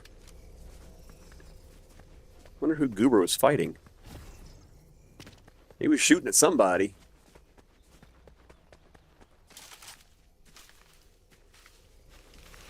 Wait, yeah, your TikTok video is getting knocked down. Getting knocked down. Oh, was so good. Borderline inspiration. I loved. Oh, thank you, Joe Mom. I appreciate that.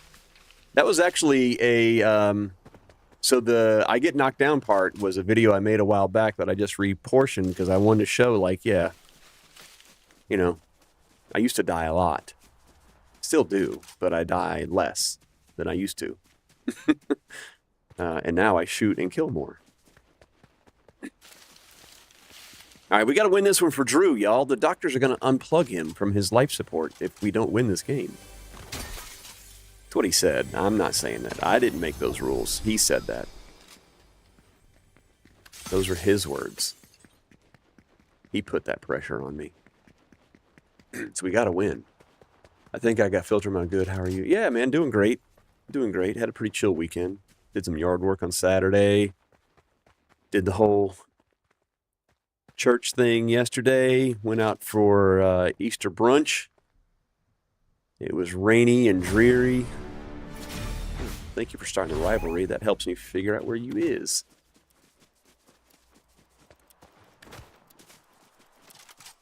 What are you shooting at? They're rank 7. They're a bot. Sell it, but we might win this one, y'all. We might win this one.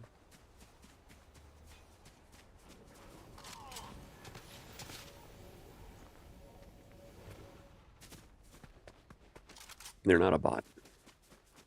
They're going to hide in a tree. You bastard.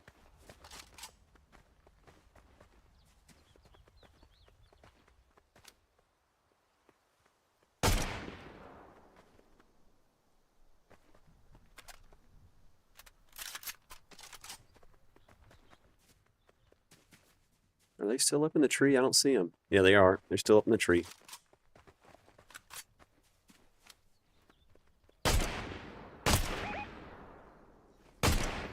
Oh, don't run.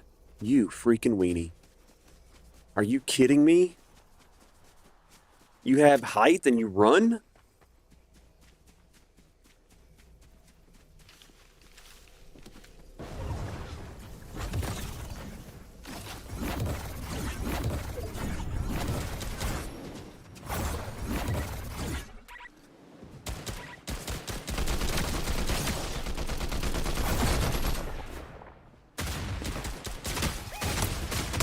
Let's go. Let's go, everybody. Drew gets to live. Drew gets to live. That's the way we do it around here.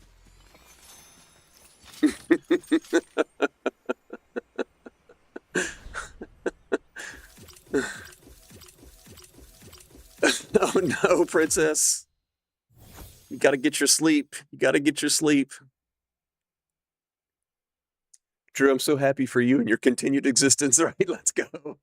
Gave you with the 10 GGs. Thank you. Yay, Drew gets to live. Congratulations. Yeah. I don't know. Y'all tell me. Was that a bot? Can y'all tell me if that was a bot? I would say that was not a bot. I went into that fight thinking it was a bot because they were only a rivalry level 7. But the way that they landed in the tree and kept fisting around didn't seem like a bot to me. So that's perplexing. I didn't think anybody that they just must not play that much. or they're really bad at rivalries. Because anytime I see anything less than a 10 now, I just assume they're a bot. I can confidently tell you, I don't know, but probably not. Okay, thanks, Mandy. I didn't think they were. I mean, like I said, I saw they were a rivalry level 7. I was like, oh, that's a bot. And then I saw them glider in, and I'm like, I don't think bots are on gliders. And then they landed in the tree and stayed up there and started taking shots at me from the tree. And I'm like, that's not a bot. But they were only rivalry level 7, so that was kind of weird. I have a kid-free day most of tomorrow. Just got to drop one kiddo off at daycare and the other school-aged at my mother-in-law, and then I can come home and sleep. Let's go. Like that. Bots and trees would be diabolical. Right, Joe Mama? Like, that's something. Giraffe Science, good morning. How are you doing? How was your Easter? How's your mom and them? They rotated before Stone, so probably not a bot. Yeah, that's what I'm saying, Joe Mama. Like I said, I ran into that fight thinking they were a bot, but as soon as they landed in a tree, I'm like, that ain't a bot. And play Fortnite, of course. Of course. I mean, that's goes without saying. Their movement was a giveaway. Yep. That's what I'm saying, Danny. I just want to make sure, because I don't know. I posted that video that Joe Mom was talking about that I posted this weekend. There was a fight right at the end, and it's only like a 2 or 3 second clip of the fight. Can we see the skins? You want to see my skins? It's very personal. Sure. What skin do you want to see? I have lots. I'll scroll for a little while. So anyway, I made this post, and trolls are going to be trolls, right? Somebody, the first comment I got on YouTube was that was an AI, and the person laughing at me about it, and I'm like, it wasn't an AI. They were rivalry level 10, and I only showed you like 3 seconds of the fight, and it was them shocking at me. Like, they don't shockwave. Bots don't shockwave towards you. They might shockwave away, but they don't shockwave towards you and in an attack. But I was like, why you got to come on here? Somebody's putting out a good video. I didn't go on there saying I'm the best fighter in the world. I didn't make some glorious claim about how awesome I am. I was just like, hey, I used to suck, and now I don't. Now I suck less. That was the point of the video.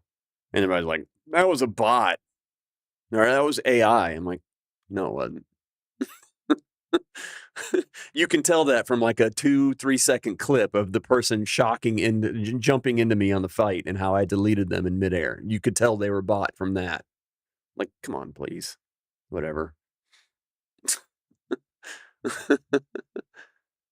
My break's over. It was good to see you, brother. Have a good stream. Thank you, Jacavius. Have a good day, dude. Thanks for stopping in, my friend. We will talk to you soon. Yeah, people are just haters. I know. Like, why you got to be a hater like that, man? I don't understand what people get out of making comments like that. Like, hey, I did something that made me feel good about me today. Oh, really? You feel good about yourself? Let me crap all over your day because that makes me feel good about me. Really? Get a life, dude. Mama dropped you on your head. It shows a miserableness in our world. That's so true, Danny, right? Do I have the naked Homer skin? I don't think I do. I don't think I got that one. No, I just have regular Homer. The naked Homer was disturbing. Yeah, low lights who have nothing better to do than hide behind your keyboards. Yeah, Giraffe, that's what I'm saying. Like, you're scrolling through YouTube, you find my video, which, number one, you're scrolling through YouTube. Who does that? Like, how did you just randomly come across my video? Like, I death scroll on TikTok, but I don't death scroll on YouTube. Sorry if you guys death scroll.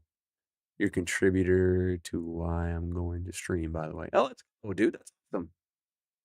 Yeah, you should definitely stream. It's so much fun, man. You meet some of the best people. I said it earlier, like 99% of the people in the Fortnite community are awesome people. You do have to deal with the 1% every now and then, but I'm gonna start streaming. Let's go, Drew. As soon as you do, you come in and let me know, like drop me something and I want to be your first follower. You definitely come back and let me know when you're all set up. I'll follow you. I have all my stuff. Just a click of a button. I'm stalling right now. Yeah, don't stall, man. Just do it. Just do it. And here's the thing. Don't even try to be perfect at streaming. Just be you and get on here and let your personality come through. Don't try to be somebody else, right? Like it would be so cringy if I came on here and tried to be like Flex, and just screaming and hollering. Like everybody would look at me like, why is Unc about to have a heart attack? Like it would just look awful. It would be a bad look for me. You know, just be you. Do your thing, play your game, and the right people will eventually find you, and you'll end up building a little community, um, and it'll be awesome. You'll make some great friends, and you'll love it. You'll love it. But don't compare yourself or your stream to anybody else. It's your slice of the world, and just go there to have fun doing what you're doing, even if it's only talking to one person. Just go do it. That I didn't want to cook. Wait. Oh, okay. Do it. After you do it once, it gets easier. We would support. Yeah, it's exactly right, Giraffe. It once you do it the first time, it gets easier. It gets a little addictive. But don't fall into the new streamer trap of, because look, Flex and I started streaming about the same time, and Flex, gosh, what was it? Back in December, I think it was beginning of December, maybe October. He was going for Gamer of the Year, came in second place, and TikTok Gamer of the Year came in second place. And he started streaming at the same time I did. Dude's insane. Really nice guy. I've talked to him several times. Super nice guy, great streamer. He's like 19 or 20 years old, something like that. Dude's got tons of energy. He's just a different streamer than I am. And if I tried to imitate him, it would not be authentic. It's authentic to who he is, not me. And don't try to compare the success either, right? Like just be you. Um, and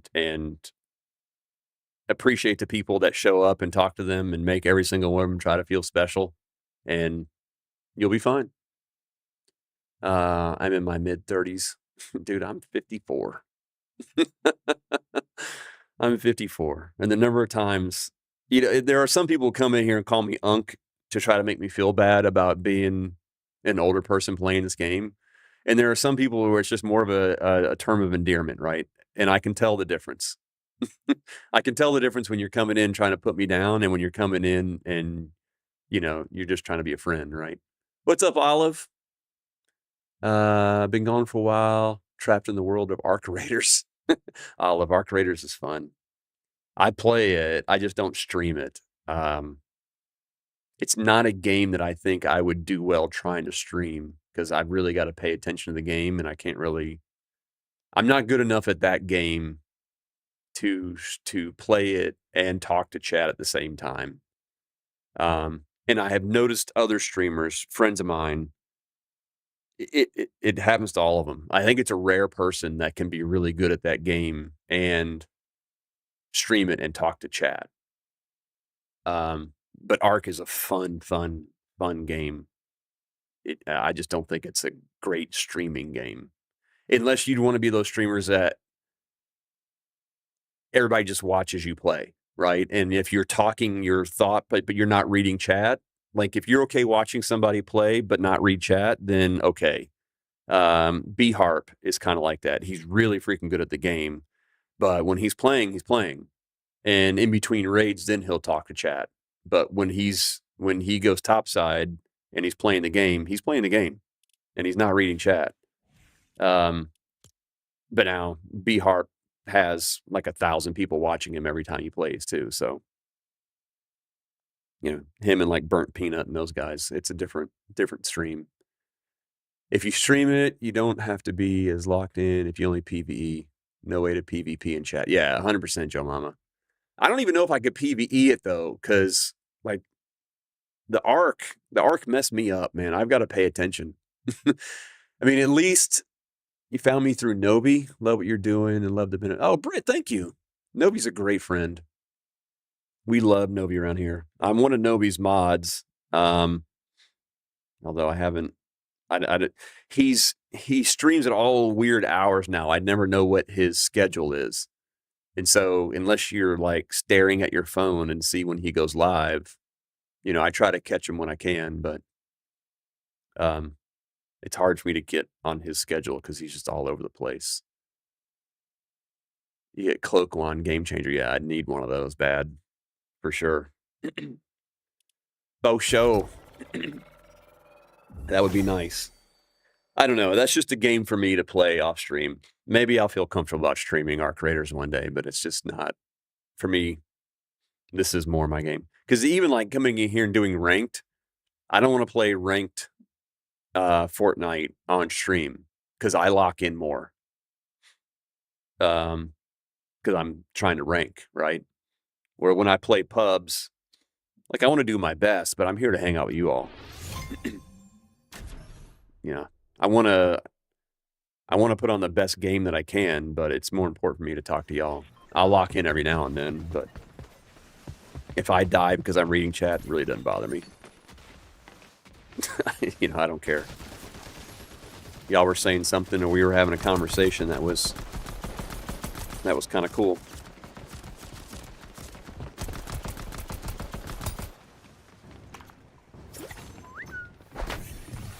Nope, you're going to throw me in the water.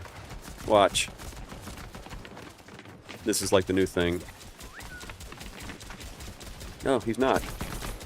He's actually going to be fun.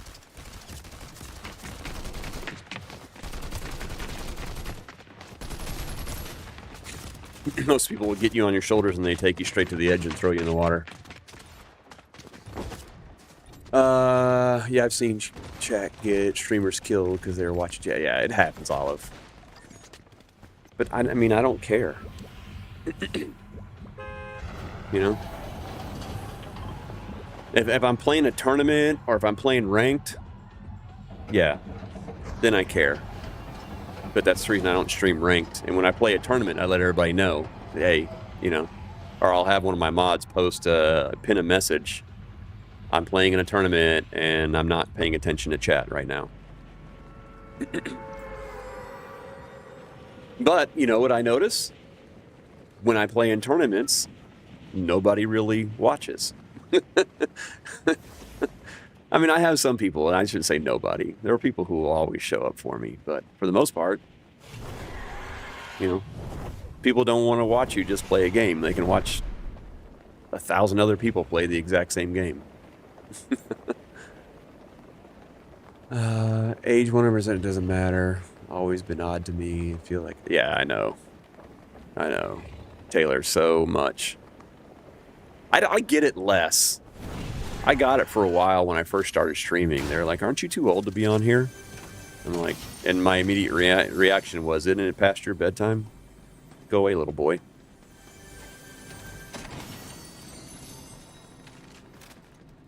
Like, how are you going to come in here and tell me I'm too old to play a game? Like, I'm the original gamer generation.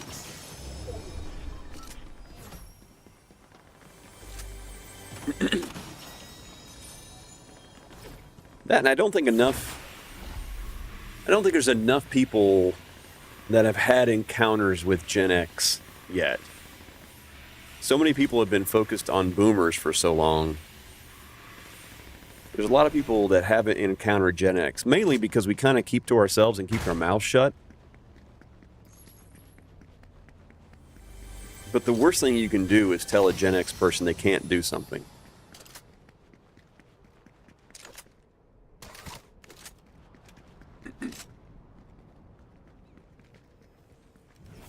And it's not because we're arrogant or think, you know, we're too good and we can do everything.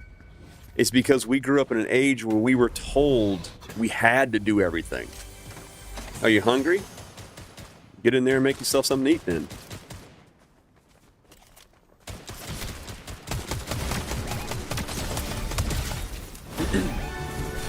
Are you bored? Go outside and play.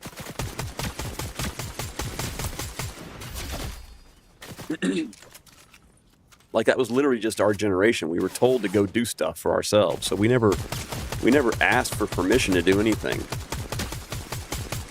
The only thing we ever had to ask permission for was to actually come inside.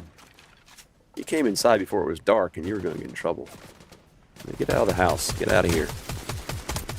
What are you doing inside the house?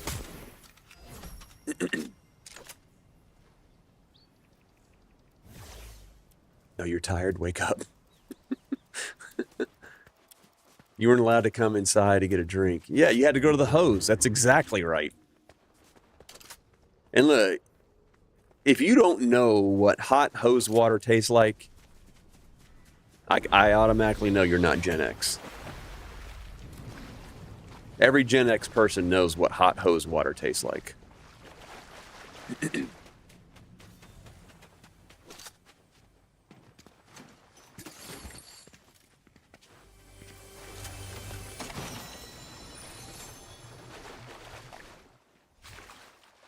I'm not Gen X, but I know what hot hose water tastes like. Let's go, Beluga. All right, okay.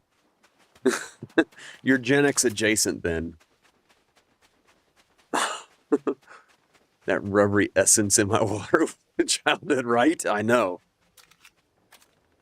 Like, it only took once or twice, and then you were smart enough to know, hey, you gotta turn that thing on and let it run for a little while before you actually try to take a sip of it. That was just a coming of age. It was a rite of passage. But you only made the mistake a couple times, and you were like, oof, hot hose water's nasty.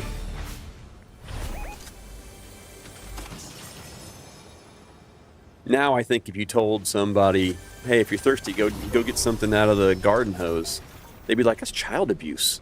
Do you know how many plastics and toxins are in that garden hose? Why would you tell a kid to drink that? Because they said they were thirsty, and there's water right there. Don't drink it. I don't care. You're the one that's thirsty.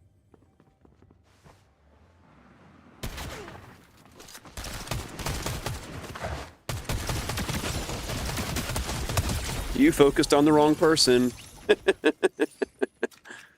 Goober.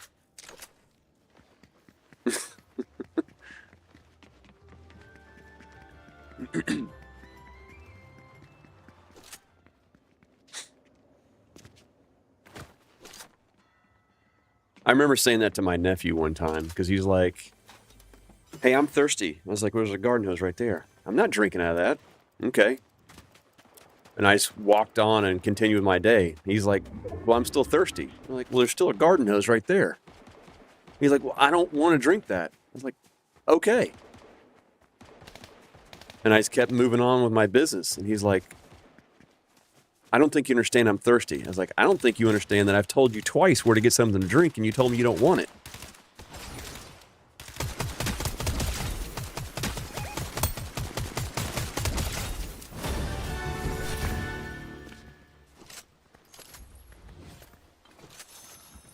Like, I'm not here to take an order from you. Like, I told you where the water is. If you don't want to drink it, you're not thirsty enough. It's a wonder we didn't die of dysentery for real. I tell you what we didn't die of was thirst. Hey, look, if you were thirsty, everybody had a garden hose.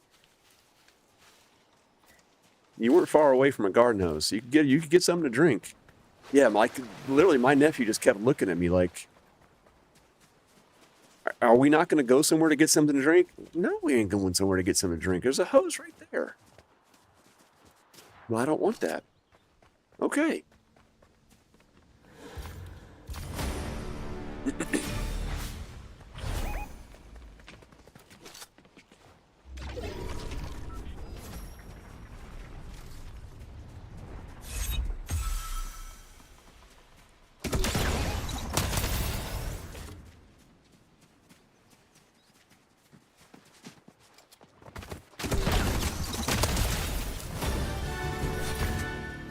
really hate those explosive things, though.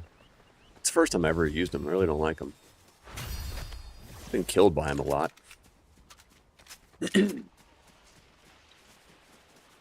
See, and now I tell that story to, like, younger parents, and they're like, well, he was thirsty. Why didn't you take him to get something to drink? And I was like, what part of the story are you not understanding? I took him somewhere to get something to drink. He didn't want it. He's like, you really expected him to drink out of the hose? Yeah, it wasn't a joke.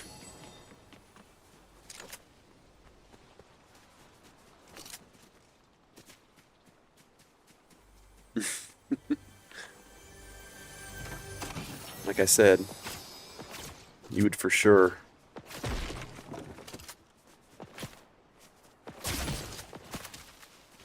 Where is this dude?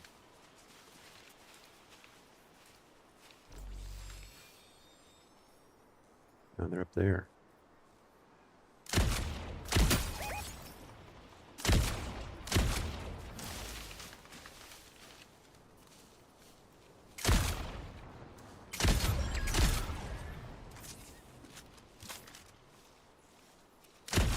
Hmm.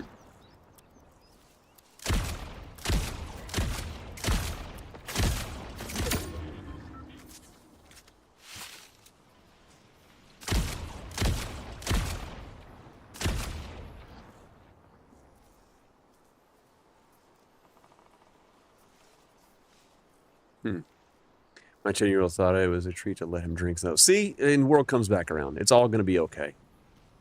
That's right, Mandy. It is a treat. I think it is now. Everybody thinks, that's so cool. You got to drink out of a water hose.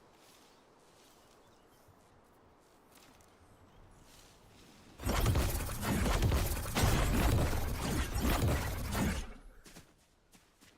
don't know if that person ran away or if they're still there.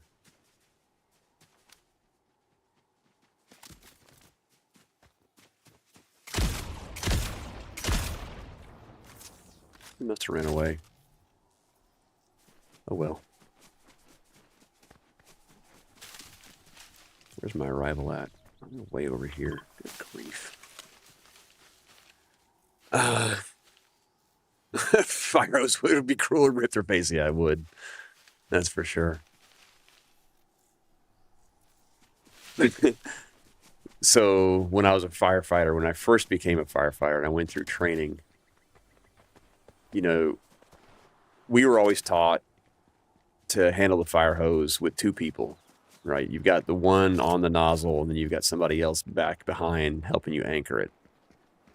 Well, the person behind me, when we were training one time, lost their footing and slipped and let go of the hose. And just the way I hadn't fanned the flame out enough yet. Like we had just turned it on. We just charged the hose. And I mean, that thing lifted me about 3 feet off the ground. And I was lucky I didn't let go of it. Because if I had, it would have been bad. That thing would have started just flailing around, taking people out.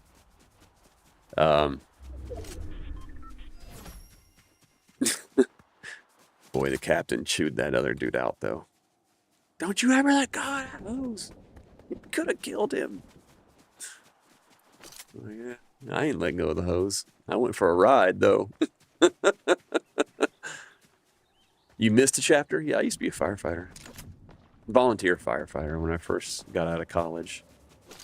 Up in Northern Virginia.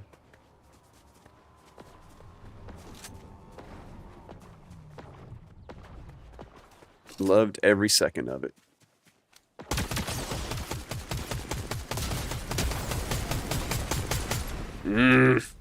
I had him dead. I had him so dead.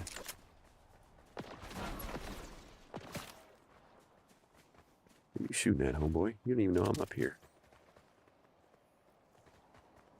Where is you?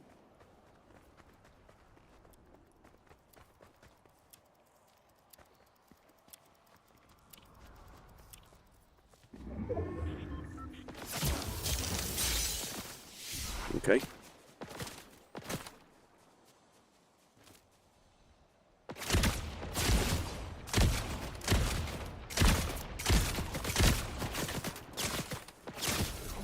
Owies. Owies.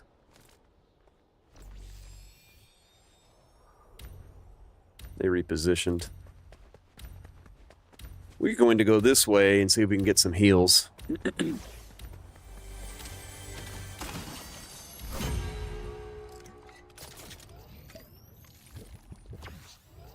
It's one heck of a resume, by the way. Yeah, I did a lot.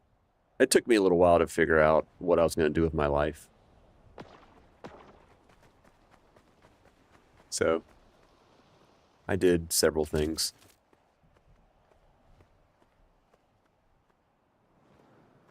Goober's still trying to snipe from over here.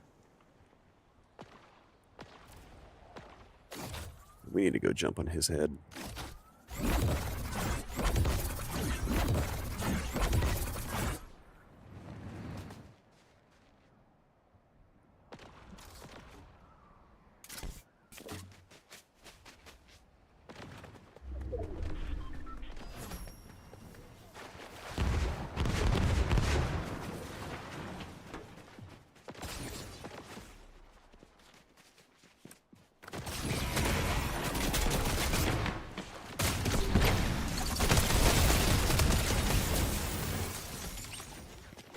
There, we jumped on his head.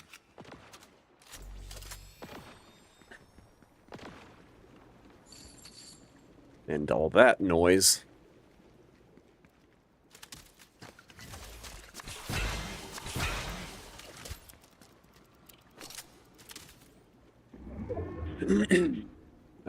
Literally, how many lives have you... I've done a lot, Mandy.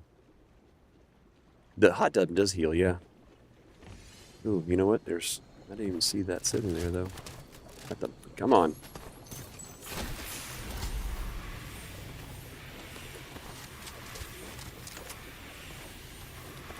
Alright, this hot tub's gonna piss me off.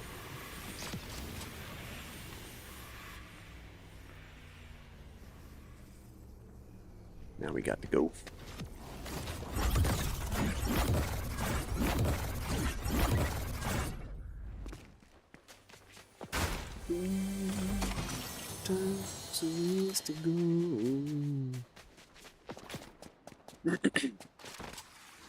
Somebody sniping at me again.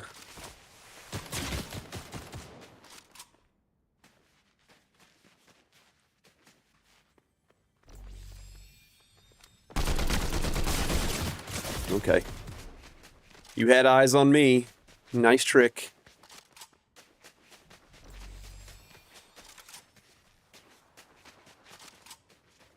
Nice trick. Don't want to play. Loadout is insane. Could be. Not the biggest fan of the pump shotgun, to be honest with you. It hits hard, but I'm really not the best with it. So I am not as confident. If I had some gold dualies, I'd be a whole lot happier.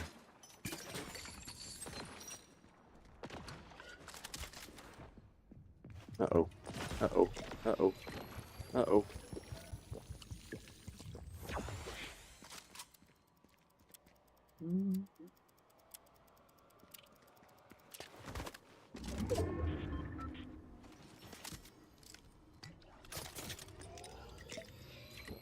Can I be...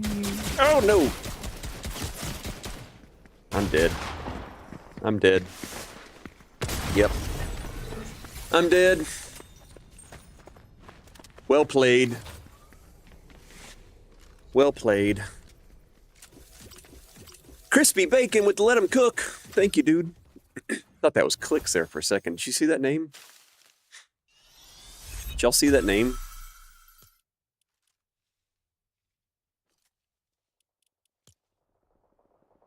CLXVX. When I first looked at it, I was like, is that Clicks? No way I just died to Clicks. What up, Dark Superman? How are you, dude?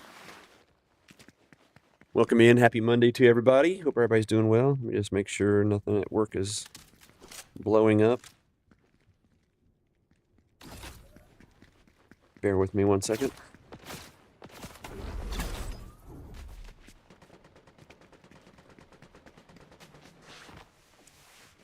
I rarely see the names. Yeah, me neither. This is CLXVX dash. I don't think it's clicks, though. He normally plays builds. He wouldn't be in here. I'm like, dude, if I just died to clicks, that would be an honor. You didn't get in time. They cooked you. Dang it. Yeah, they did. That's all right. I'm going to play another one. I just got to check on work real quick.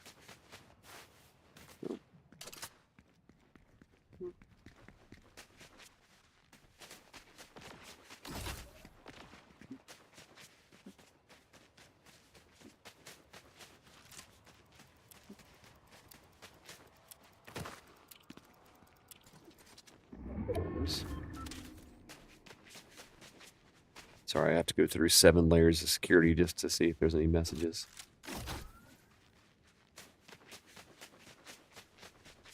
And there aren't. Yay.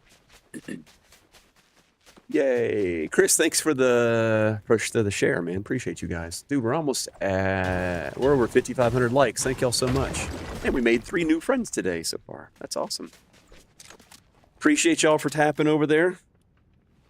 Let's return to the lobby. Well, we get 6th place on that fight. It's not too bad. Whoever that guy was, CLXVX, is a good fighter. Hey.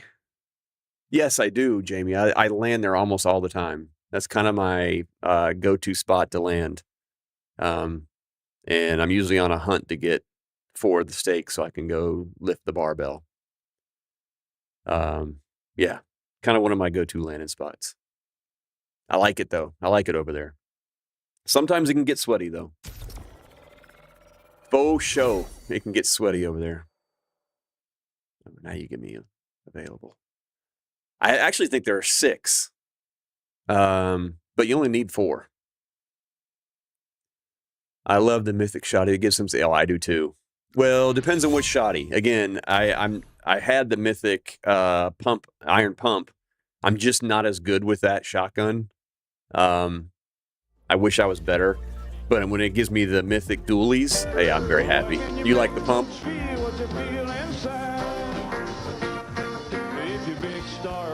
Oh, let's go, DJ Shoe with this walk on. Good to see you, David. How are you, dude?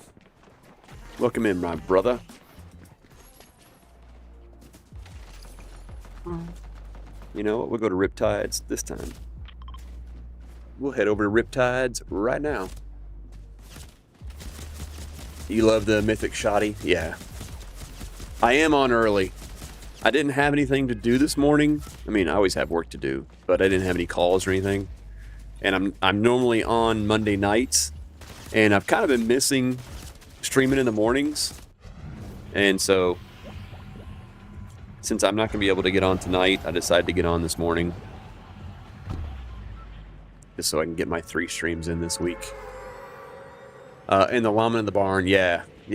I think I was one of the first people to find the llama in the barn. Because I kept telling people about it, and there's no llamas. I'm like, yeah. And then somebody saw it, and it's like, yeah, but it doesn't tell you anything about hitting it. Because, normally there's when you walk up on most llamas, you can, interact with them and open them. I was like, no, it doesn't, but you just have to beat it with your pickaxe, and it'll drop you loot. Gingerbread with a Harmony. What's up, dude? How are you, Mr. Ginger? Dude, your protege is in here almost every night whenever I stream at night. little mini Ginger. I haven't played any games with him in a while, though, man. We used to always play, or he'd grind ranked with me. How's Gingerbread doing today, dude?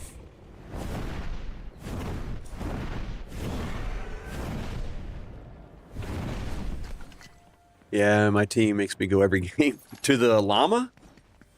I mean, I don't make a point to go to the llama. The loot's not that good. But if I'm over there, I'll get it. Oh, man. I'm getting screwed on the loot. Really, they make you go to the llama every time. That's crazy. I mean, it's enough for one person. It's really not that great a loot. You get a purple item or 2. I guess it'll drop a mythic occasionally. But normally it's just a purple item.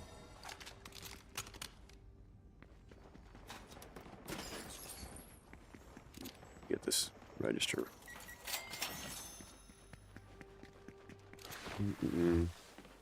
She's obsessed. If you love your llama, let it shine. You be so proud of me and my progress in Ark. Let's go, dude. Joe Mama, we're always proud of you.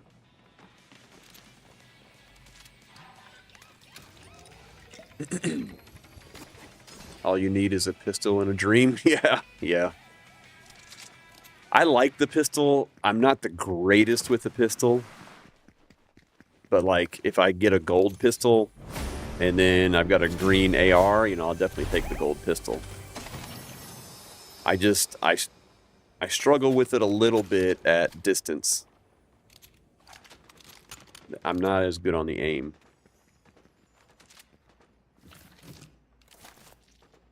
Oh, that was for David, okay.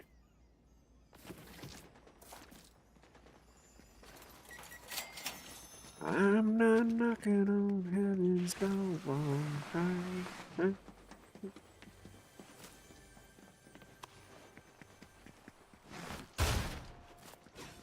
I think I said this on a stream before. I don't know why I'm breaking those up. So this is the fourth stake. Now I can go do this.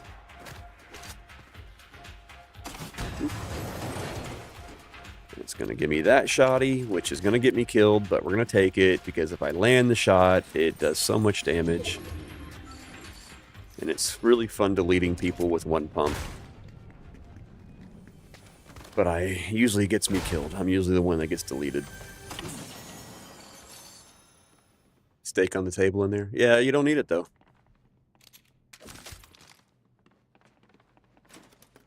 It doesn't get any faster with the 5th or 6th steak. There's another one over in that building over there too. But it's the way I just did it is as fast as it will get. So you don't get anything from getting 5 or 6 steaks.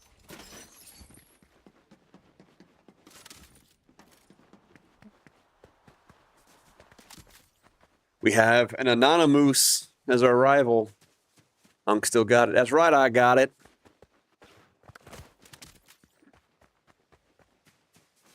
You better believe it. Handsome of the Hidden. Okay. I like the name. I like the name. Unk ain't going nowhere, man.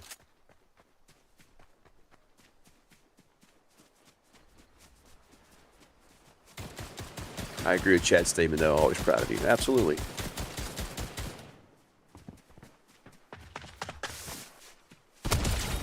Deleted.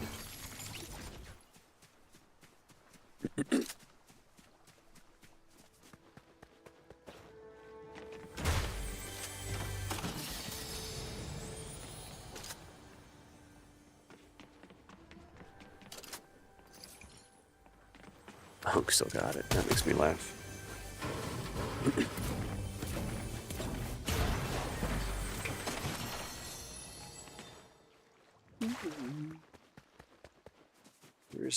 Where is this rival? Good grief, we got a long way to go. Lurk refresh. Let's go, baby beluga. Thank you. Yeah, I'm gonna go back and get this chest real quick. It might have something nice in it. It didn't. Dark Superman went to heart me. Thank you. Appreciate you guys. Always appreciate the support.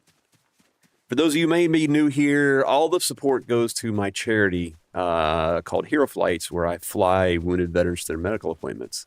So all the money I raise in these streams go to buying dead dino juice so we can keep flying. Doesn't mean you gotta pay. You can stay here for free. It's 100% free to watch me sell. See, now that we're here, we're gonna get the llama. Now that we're here, we'll get the llama, but I don't know if I'd make a point to come over here. Ooh. You know what? Fortnite just said, shut up. Come here for the llama every time. That's what Fortnite just told me.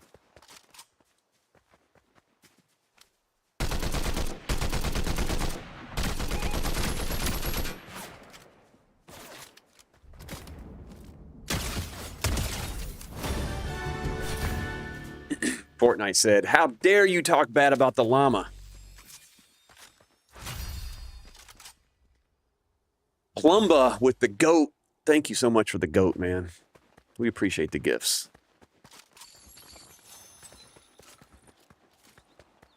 If y'all really want to help out in a 100% free way, you could tap the screen over in TikTok. You could share out the lives.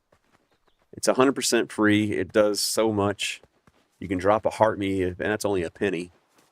The llama provides, yes. And llama we trust. In llama we trust. I won't talk bad about the llama ever again. I'm sorry, Fortnite. I didn't mean to put down your llama. I did say every now and then it'll drop a mythic. It's usually just purple stuff, though. Whose car is Deese? Nobody I know. Nobody I know.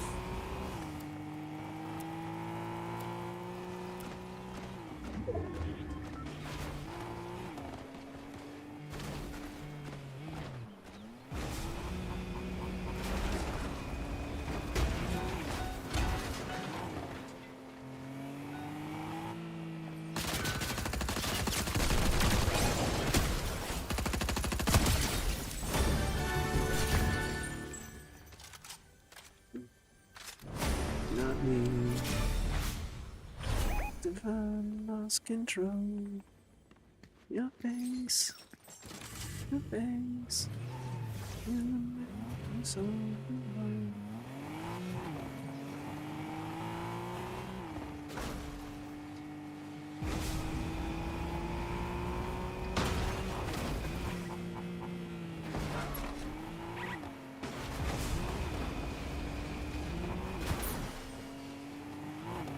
Where are you hiding? There. You'd be hiding right there.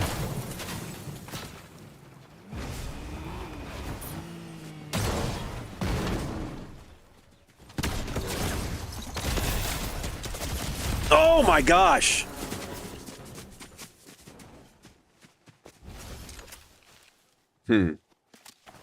I saw that going differently. Oops. Random fact of the day, the youngest grandmother ever recorded was 23. A Romanian woman. That's crazy, Joe Mama. That's crazy. 23-year-old grandmother? I can't even wrap my head around the math.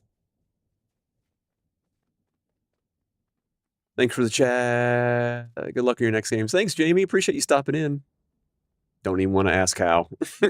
Oh, thank you for the tiny bunnies. And the You're Awesome. Thank you guys so much. I guess I never have even put up a live goal, have I?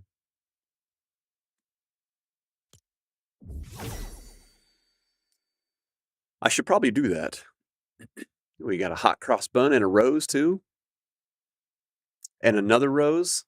Jamie, you're killing it. Thank you guys so much. Finger hearts. That's what we need. See if I can find the finger hearts quickly. Edit. Edit. Finger hearts. There. Cool. Finger hearts. 1920s, if I'm not mistaken. Yes, not that long ago, too.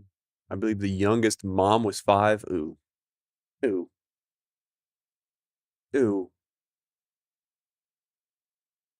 That, Mm-mm. Nothing about that sits right with me. Oh. I don't want to know that.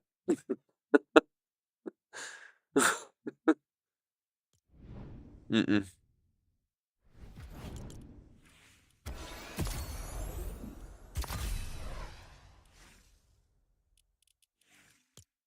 Yeah, that's just disturbing.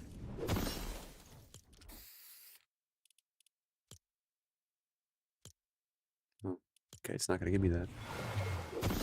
Use my modern Dewey Decimal System to look that one up.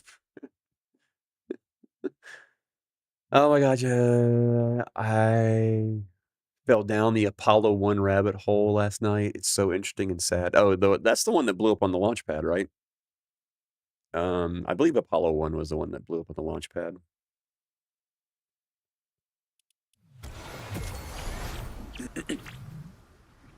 It's actually spelled Dewey. The cabin ignited, yeah. Yeah, I can't remember exactly what started the fire, but it was because of them, the entire launch pad was redesigned, and they put escape hatches. It's like, and they still have them today. There's these baskets that they can jump in and pull a handle, and it basically rides a zip line all the way down to the ground, away from the launch pad. And that system was invented because of the Apollo 1 fire. And I'm trying to think of who the captain was on that one. Not Buzz Aldrin. It was oh gosh. He had a goofy name. Shoot. Gus. Yeah, Gus Grissom. Yep. One of the original astronauts. And I think at the time Gus had the record for the most time spent in space. Like, he went in orbit the longest before the Apollo 1.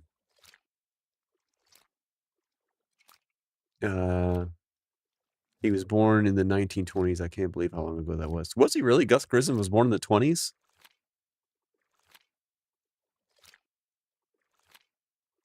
Really?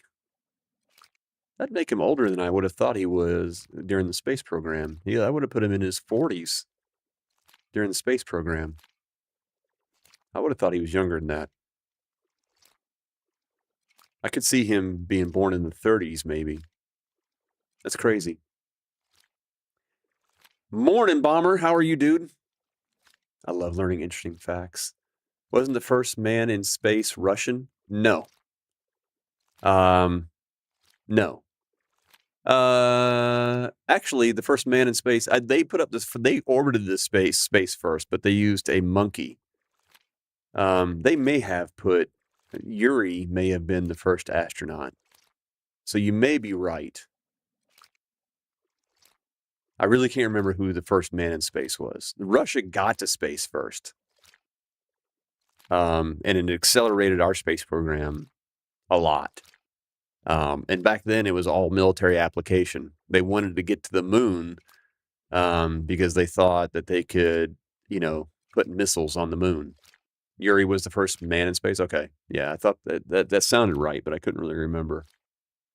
But it was a race to the moon because the idea was for military application. You had this orbiting station, and we already had the technology to detect a missile launch, right?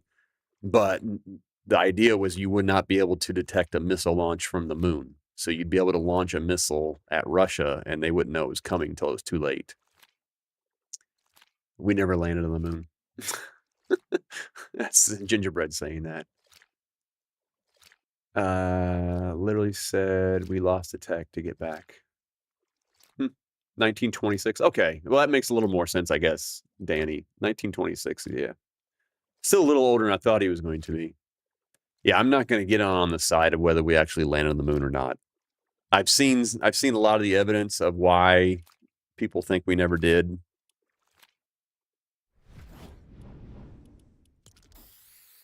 I don't know if we did or not.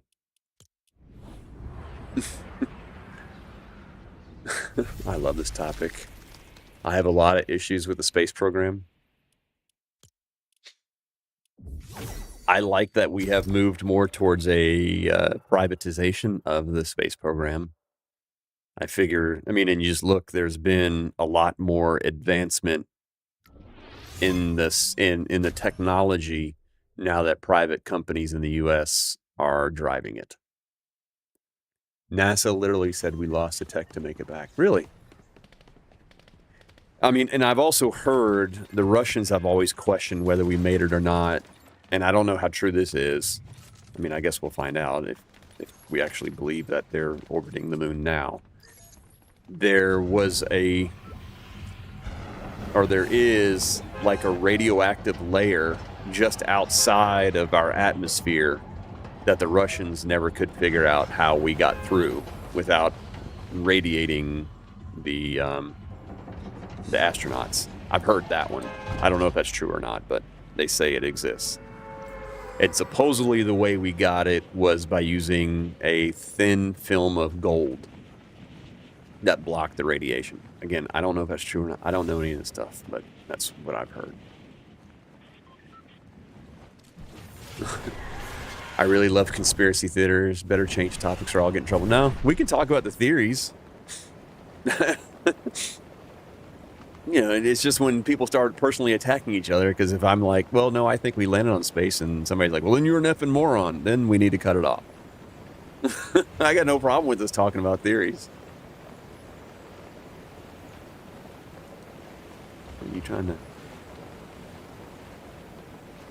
bump me off my question is, how did we land on the moon but not have done the research on how we got there?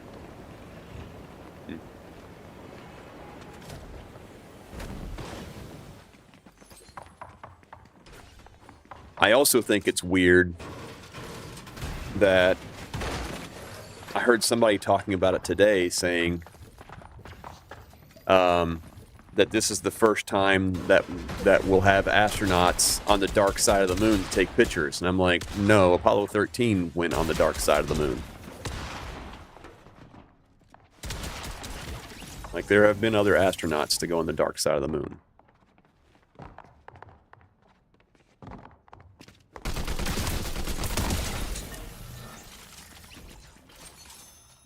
But I heard somebody say today, they were like, yeah, no one's ever seen the dark side of the moon. I'm like, yeah, they have.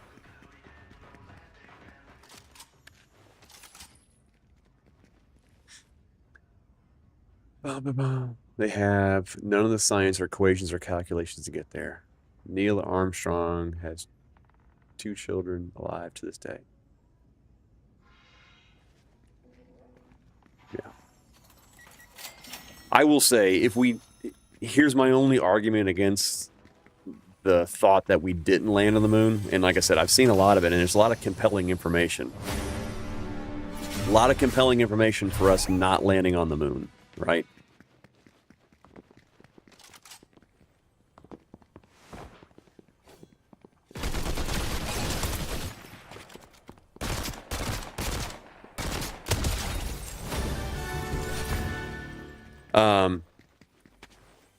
My only argument back on that is the simple fact that a person can't take a poop in Washington, D.C. and try to keep it a secret.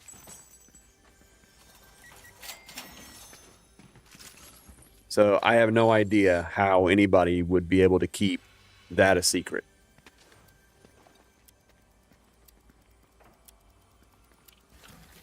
You've got that many people involved. Somebody would try to get rich with a tell-all book about how they faked the landing. Somebody would try to do a book deal. That's my only argument on, like, I don't know.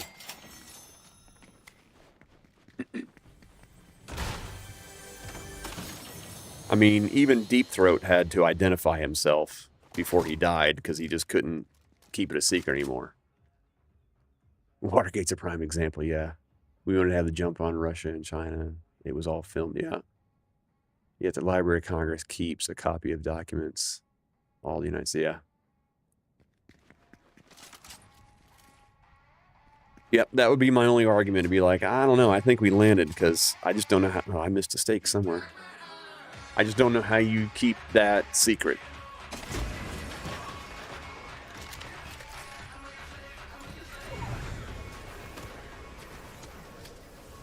I mean, look, even the guy that actually shot Osama, good lord, what a Freudian slip that was. The guy that shot Osama couldn't keep his mouth shut. And there was a code amongst SEAL Team 6. You know, like you don't talk about it. SEAL Team 6 all did it together. It was a team. Yeah, that guy was like, screw you, I shot him. And had to come out and tell the whole world that he did it.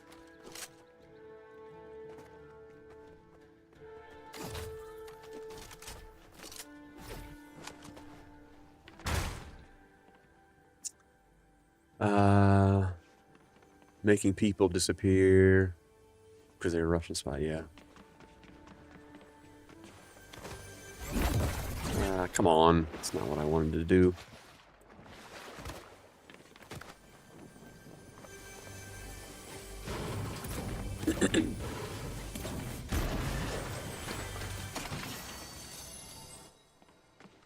I would love to believe that there are enough people in the government and the military, right, and all that, that would see the greater good of, hey, we've got to fake the space race to freak the Russians out.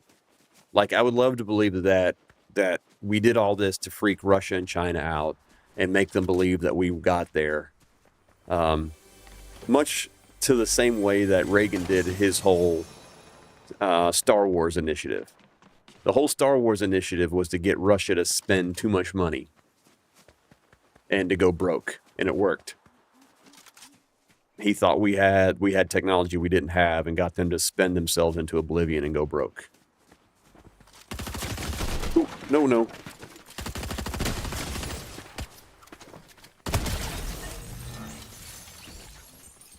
So there's a philosophy to that, and I can buy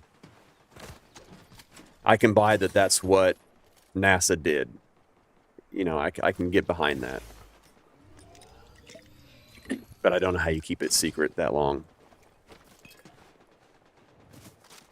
What up, Darky? Thank you for the harmony. Good morning to you. How are you doing? But part of me wants to be like, why would we admit that? You have a family to protect. Yeah, so I don't know. I always come back to I can believe all of it, but then I also believe human nature, and human nature is like, nope, I want to get paid. I've got a government secret, and I can tell all and make money from it. You know, and I'm 80 some odd years old, and I don't care if I lose my top secret clearance now, right? Like, I think that was the person I was just shooting at. Yeah, it is.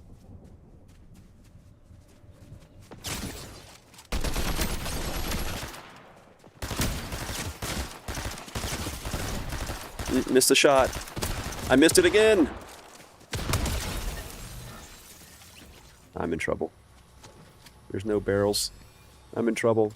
Pizza. I need pizza. What up, Father Time? Thank you for the heart. Me and to go popular. How are you, dude? We're talking conspiracy theories if you want to jump in. Okay, got deleted. Nice job, dude. I'm here to remind you to turn the hacks off, sir. Yeah. Yeah, if I'm using hacks, I need to upgrade.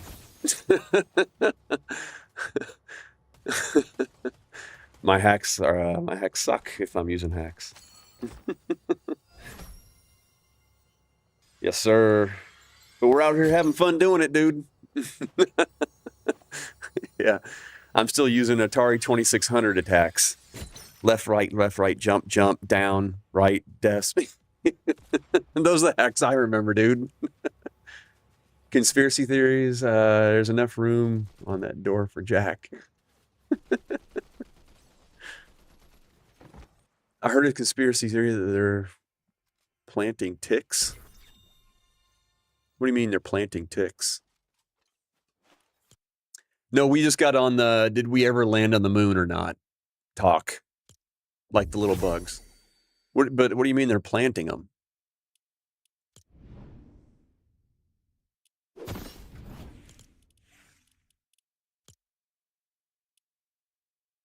What does this thing want me to do? I'm very confused. It says I have one available. I come down here, but it won't let me get it. I'm weird. They carry Lyme disease. Oh, yeah, I know they carry Lyme disease, yeah. Because they're coming out with a vaccine this year. Oh, okay. Yeah. I mean, we know about past government experiments on people. They're leaving boxes of ticks in the field, whether it's true or not, to be determined. Yeah. It wouldn't, man, we could have. That's kind of where I'm at, Father Time. Like, I've seen I seen the evidence that points to that we never landed on the moon, and I see it and I go, yeah, okay, like I get it. And I was just saying my only counter, and it's not that I'm on either side, like I could go either way. My only counter to that is no one can poop in Washington, D.C. without 12 people talking about it. So how do you have an entire agency like NASA fake something like that and no one came out with a tell-all? And look, I can believe that we were in the height of the Cold War and everybody bought into the mission that we had to get China and Russia freaking out back then. Yeah, I get it. But when those people turn 80 some odd years old and be like, I don't care if I lose my top secret clearance. Here's what actually happened. And I was a guy that was in the know. Like not one person has ever done that. We've talked about, all the leaks from Watergate, all the leaks from Iran Contra. You can't do anything in Washington without somebody leaking something about something. So I just don't know how you pull off something of that massive a scale and not one person came forward ever and said, yeah, no, we faked it all.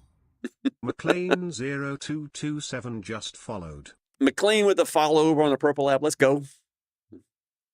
I don't know enough to take a stand. Yeah, kind of me, Danny. Like I've seen both of it. I could go either way. At the end of the day, do I really care? Not really. Whatever.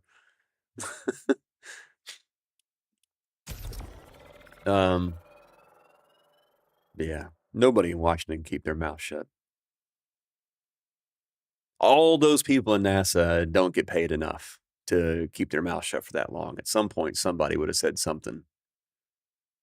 Cold War was won in Lake Placid in 1980. That's an interesting take, Father Time. That is an interesting take, sir. Warner von Braun, the first director of NASA, has Psalm 19:1 on his headstone, which references the call to Houston in real time with no delay from the astronauts. The comparison to Mars pictures. He said to take a remote area, the Challenger space shuttle, people all having exact doppelgangers with the same name. I think the whole NASA is sketchy. There's so much I call BS on it. Okay. You don't have to have an entire place lie. Everyone can believe it. You just place a handful that knows. Yeah, but David, even if a handful knows, like even Deep Throat from the Watergate era couldn't keep his mouth shut. Even he, before he had to die, had to come out and go, it was me. Just want to let you all know, it was me. He just could have died and nobody would have ever known the difference. But even he couldn't keep his mouth shut. Anyway, I don't know. It's all fun to talk about. I wouldn't put it past us to fake it, though, for all the reasons I've said before, because, you get China and Russia freaking out. I know for a fact that's what Reagan did with the Star Wars initiative. He got them believing that we were working on all this stuff to get Russia to spend themselves into oblivion, and it worked. It worked like a dream. Did it put us into massive deficits? Absolutely.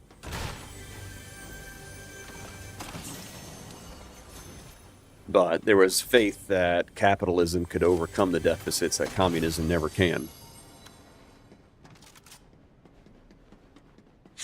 Instead, we just realized that, you know what? We got an appetite for debt.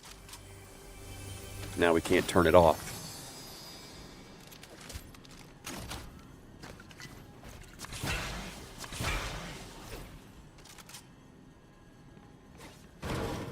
Talking about conspiracy theories and playing Nirvana, interesting. Well played, Father Time. Well played, sir. I like it. Do we want to go down that rabbit hole too?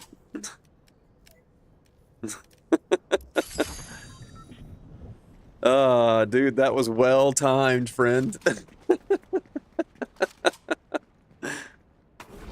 I like it. I like it. Oh my gosh. Got a big gut chuckle from me on that one. Another well-timed song, yeah, for real.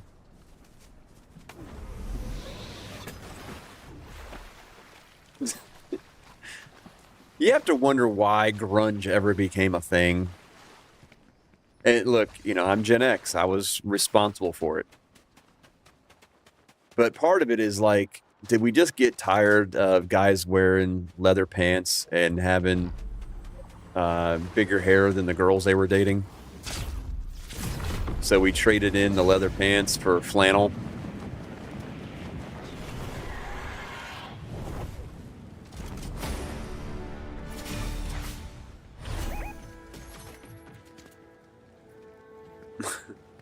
Facts, right?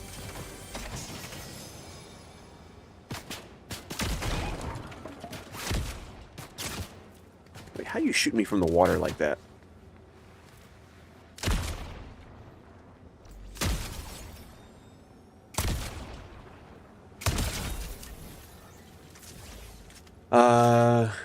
Did you have bulky hair, Chad? I did not. I had a lot of hair, a lot more than I have now. But no, I never teased my hair up. I had like what I would guess would be like the typical 80s, or yeah, 80s kids hair, which was like hair is to protect the head. It was like a helmet. It's thick, but it was well combed. I swear the way some of these kids wear their hair today, like they just don't comb it, and it's the look, and it's 100% acceptable. My dad would have whipped my butt if I went out of the house like that. Now it's a style, like I get it, right? But my dad would have absolutely kicked my tail. Get in there and comb your damn hair. I had the Johnny Unitas for my younger. I gotta look at what like Johnny Unitas had, but that's probably similar. I had thick and it was almost jet black. Technically brown, but it was dark brown. Oh, you had a high and tight. Okay, yeah. Well, and so I did get made fun of because I was in high school, so late 80s. I was in a Navy JROTC program, and I had a high and tight, you know, and everybody would just be like, "Who's the cancer kid?" I'm like, "Yeah, funny," because you know we were the era of big hair. So walking around with a high and tight. I tried to pull off a flat top, but my hair wouldn't stand up like a flat top. I had to put a lot of product in it. I had a flat top for a short period, but I had to put a lot of product in it to get it to stand up like that. So it was just a high and tight. Which worked, though, because I had a Marine. One of the instructors was a Marine, and so he approved. Love the layout, by the way. Very clean. Thank you so much, Father Time. I appreciate that, dude. I experimented for a long time. The genesis of it was, you know, I used to have a little banner on there talking about hero flights and how I, you know, used the platform to raise money for my charity. And I met with a TikTok rep, just trying to get an idea. Is like, look, you know, my numbers suck. What do I got to do? And I really went to them just for them to tell me, you're a terrible streamer. Like, you're not interesting. Nobody wants to watch you. And was totally prepared for that message. But they started telling me a bunch of other stuff, and a lot of it was like the words. That little banner I had, they're like, yeah, you can't have that. As like, you know, the algorithm sees that and doesn't like it and said, you know, you got to take it down. So I did.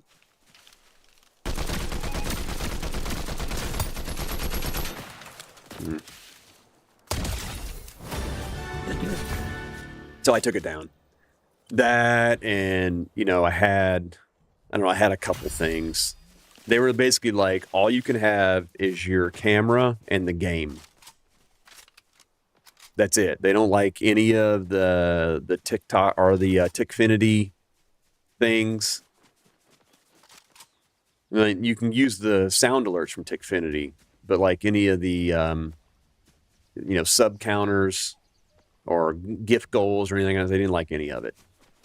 So once I had to take it all down, it literally was just my camera and the game, and I was like, well, I'm gonna start experimenting. Like, this is boring. It needs to look better than this. Took a lot of words down, yeah. So I just started experimenting, and I was like, well, you know, it's just part of my nature, but I don't like it when it looks like everybody else's. And so when it was just a camera and the game, I was like, now it just looks like every other streamer. So I just started experimenting with different looks, different layouts to have it look a little more unique. And I landed on this one, and I have really liked it. It looks awesome. Thank you so much, dude. That means a lot. I love it when, somebody else who's in the same kind of business I'm in, streaming, comes in and says stuff like that. That means a lot, dude.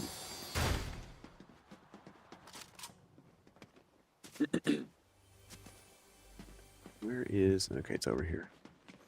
Like, I know there's a board. Yeah, that's what I'm looking for. Give me a rival.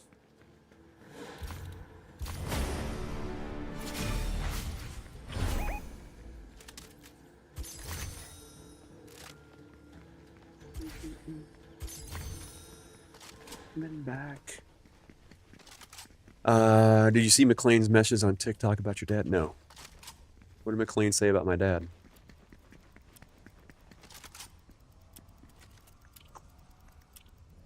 Can I scroll up and see it? McLean, I joined your Discord and read your message about your dad. Would it bother you to share more? No, I'll share anything you want to know about my dad.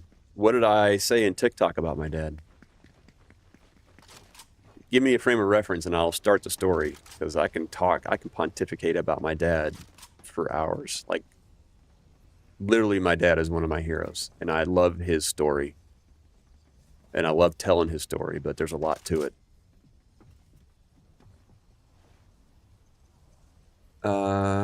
Hey, I get it. We are unicorns. Streaming is a younger man's game. I like being outside the box. Yeah, 100%. Secure the contract. Oh, it's right there. I didn't even see the dude die. Who killed him? Oh, that dude killed him. Well, I'm not going to run down there into a bush like a moron. 6 months ago, I would have. And he's just going to shoot me from there. Okay. You know what? I don't want the contract that bad. I'm good. I relate that to my dad. Wait, what? Yeah, I did get on live early. I used to stream in the morning all the time, and I kind of missed it. So I wanted to see if I could do it today. You're never this early. No, I'm never am. But it's good to see you, Beamer. Thank you for the follow, Wesley. Appreciate you, dude.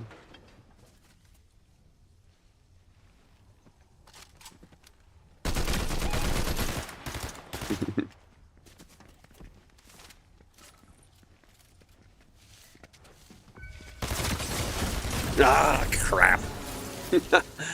Father Time with the money gun. Thank you so much, dude. Have an awesome stream, dude. Gotta attend to the minions. All right. Have a great one. Thanks for stopping in, Father Time. Appreciate you, man.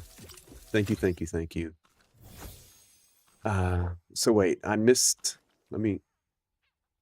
Pizza's here, yeah, I know. Yeah, I know. Okay, hang on a second. I missed something that McLean said. Ding, ding.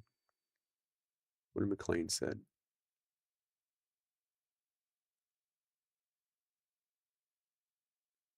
How long you on for? Probably another 30 minutes, Danny.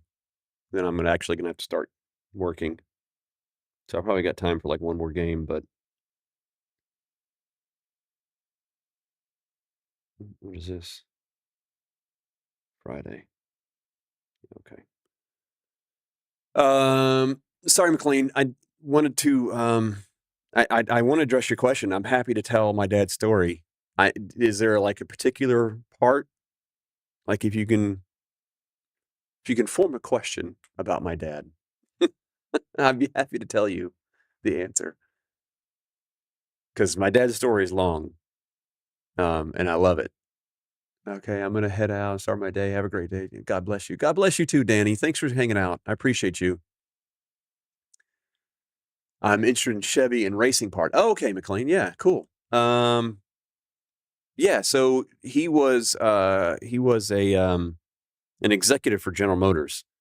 So when he so my dad grew up as a cotton farmer in Texas and despised it. Like he wanted to do nothing about cotton. He wanted off the cotton farm. It is hard work. It is really hard work and brutal heat. And so he thought his escape was to join the Air Force, and he was in the Air Force for several years and realized that he hated that more than picking cotton. Your dad's a cotton farmer? Nice. Um, and so, when he got out of the military, he took the GI Bill and went to college, which, he was the first from his family to go to college. Um, and the GI Bill didn't pay for everything back then. So he worked 2 jobs and put himself through college. He would bag groceries and then, worked on cars at night. And the guy that owned the service station allowed him to sleep above the service station, so he had a free place to live, while he was in college. And so that's kinda how he started. Um, then he got a job with General Motors as basically like an area service manager. So he was responsible for calling on the area dealerships and looking at the service problems they were having and taking it back to the engineers or teaching the technicians on how to fix certain problems. And then, dealing with customer disputes about a long-standing problem they're having with the car, right? So that was kind of his job. Um, Somewhere along the way, he caught the eye of one executive who was like, "What are you doing working in service? You need to be in sales." And my dad was like, "I don't know nothing about selling nothing, right?" Like, the only reason I'm a mechanic was because I worked on farm equipment my entire life, and he was, a flight mechanic in the Air Force. My dad just knew how to fix stuff, right? And so that was his job. That's what he's thinking. He's like, "Yeah, I'm not gonna be in sales." And this guy was like, "Look, one day I'm gonna call you, and I'm gonna have a job for you, and all I can tell you is don't say no." Because General Motors had a we'll change scenes here real quick. General Motors had what do you call it? A culture at the time of when jobs came around, you take it. You didn't have to. You could say no, but if you ever said no, you'd never be offered another one again. Like, you were a company man, and when the company needed you, you stepped up. You didn't have to, and they weren't gonna fire you. You'd have a job there for as long as you continued to perform, but you were gonna be stuck at whatever level you were at for the rest of your career. So my dad took that advice, and one day they called him up, and they're like, "We got a job, area truck sales manager, but it's in Phoenix." And at the time, my whole family's originally from Texas. Um, so my dad had to make the decision to pack up his family. I was like 2 years old at the time, about to turn 3. And I've got a brother who's 5 years older than me, so he would have been 7 or 8. He had to make the decision to pack up his family and leave Texas and move to Phoenix, Arizona, and he did it. And that one decision was probably the best decision he ever made in his career, because while he was, like, area truck sales manager in the Southwest, which back then was the only place they sold trucks, um, like, nobody in the rest of America was buying a pickup truck. While he was there, General Motors made a decision. They were coming out with this small little pickup. They called it the Love, which stood for light utility vehicle. They were going to come out with the Love pickup. They're similar to like an S10 pickup, if you remember those. But back then they called it a Love. And they were going to sell them nationally. And so the powers that be up in Detroit were like, who's our we need a national truck salesperson. Who's our truck person? And they kind of looked up in the directory and it's like, it's this dumbass named Charles down in Phoenix. Well, get his ass up here. And so, he got orders to move to Detroit. And he moved up there and now he's the national truck sales marketing manager. Um, and my dad's just a hard worker, and he learned the business, and he learned the business really, really well. And so he was always impressing people, and his career just took off from there. They just kept giving him bigger and harder things. And that progressed to a point where he was the number 4 person in Chevrolet. He was head of sales and marketing for Chevrolet. And they were getting ready to groom him to be the number 1 or number 2. It was this whole pedigree thing. They sent him. I mean, my dad graduated from East Texas State University, which doesn't even exist anymore. It's now Texas A&M at Commerce. Um, and so they knew, they were like, well, the board's never going to approve him with that background. So they sent him to Wharton School of Business one summer to get basically what they called an executive MBA. It was a certificate program, but they sent him there to just so he could have a pedigree. So they say that he graduated from Wharton, which he didn't graduate, but he got a certificate. But anyway, it was just so Wall Street would be okay with him. Um, and that's kind of where he was at.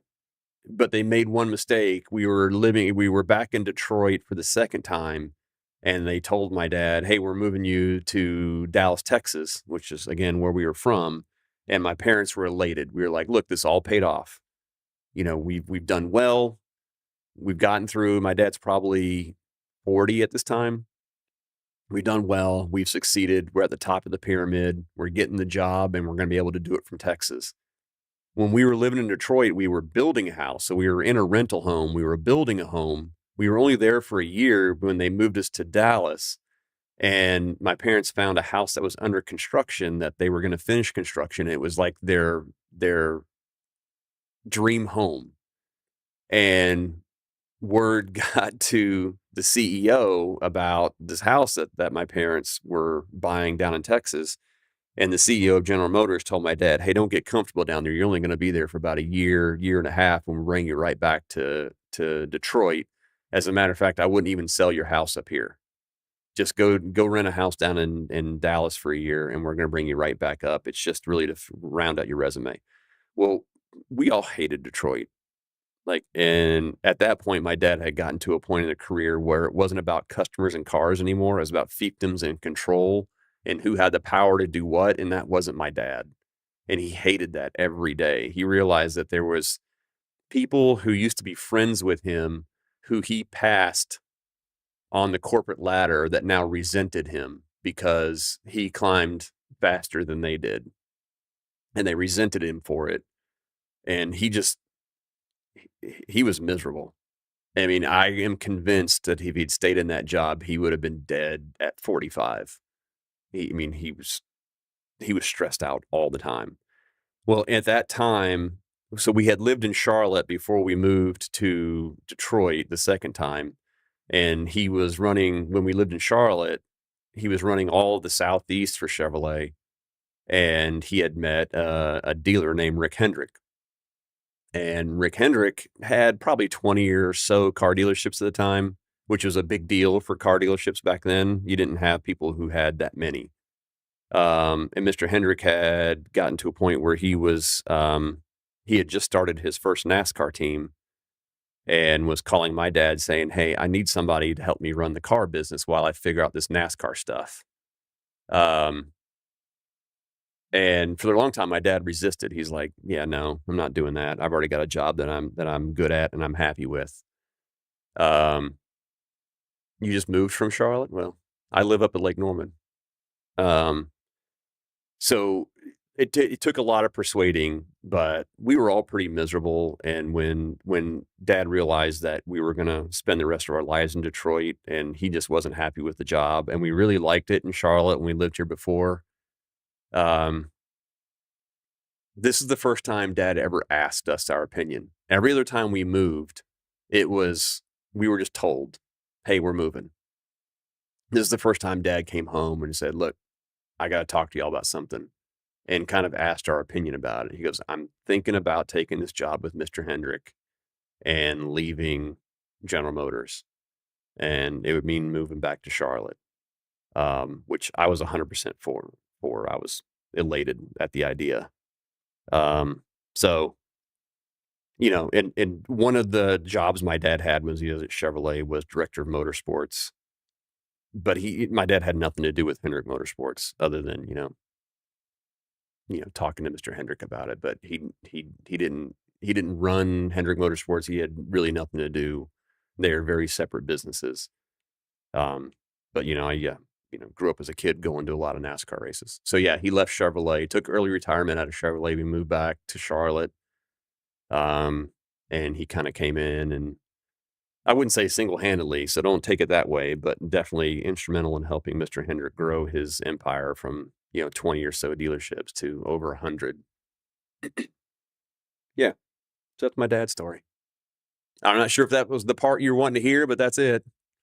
Recently bought a car from Hendricks, and it was not a good experience. Well, look, the car business is a nasty, snaky business.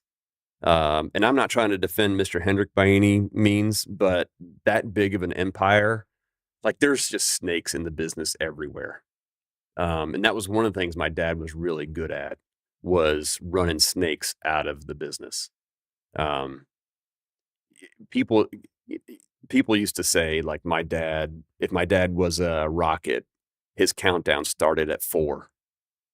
You didn't get a 10, 9, 8. It would start at 4. Like, he would just light off on people. Because he knew the business, and he knew how to do good business, and he knew how to take care of customers, and he knew right and wrong. Now, look, he'd run off a bad customer too, but he hated snakes. He found snakes. And to this day, I can go into car dealerships. Not everybody knows my dad, but there are 2 distinct people in the world. If you knew my dad, you either loved him or hated him. There was no middle ground. None. And I can always tell if people knew my dad, how they reacted, if you were a good person or a bad person. The number of times I've walked into a car dealership, be like, I knew your dad. He helped me, blah, blah, blah, whatever. Like, one of the times I was trying to buy a car, I didn't end up buying a car, and I didn't even mean this. Like, we were test driving the car, and the sales rep was going to go pull around another car, and the sales rep was awesome, super good dude. And I walked to the sales desk, and I just said, hey, look, I grew up in this business, and I just want to let you know, you've got a really good sales rep here. Whatever you got to do to keep him. He's a good one, and I really have appreciated working with him. And, sales desk was like, what do you mean you grew up in the business? And I started telling him the story. And over in the corner, who I found out this guy was a general manager, heard the story. He's like, who was your dad? And I told him his name. And he's like, I know your dad. I wouldn't be in the position I'm in today if it wasn't him. And he looked at the sales manager like, whatever he wants, he gets at our cost. And I was like, I'm not asking for that. And he goes, I know you weren't, but your dad has helped me out so much. It's the least I could do to help, to repay. And I was like, all right, so I know this guy's a good guy. And then there's a number of times where I've come across and people are like, what'd you say your last name was? And I tell them, and they'll just be like, yeah, I knew your dad. And they'll stay it like that. And I go, and now I know you're an a-hole. Because I can see your reaction. I know you're somebody dad ran out of the business or gave a hard time to. You were wondering if it was the Hendricks. I mean, no, it's just such a big empire, and they hire so many people. And, it's a car business. There's so much turnover.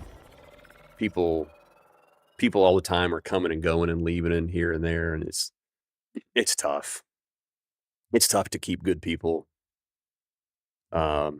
It's tough to any one dealership to have that many people in one dealership and have them all be good. Because the car business is just a snaky business. I was selling cars when I was in high school at a Hendrick dealership. If you were in Charlotte, you probably know where Hendrick Acura is over in Independence Boulevard. When I was in high school, I was selling cars there. I would leave school at like 2:30 and drive over there and sell cars every afternoon and evening, and then on Saturdays.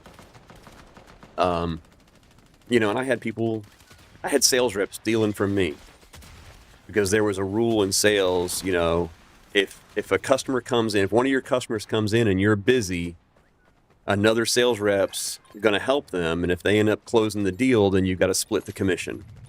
Well, I had this one guy who would repeatedly call my customers to get them to come in while I was at school so that he could close them and get my commissions.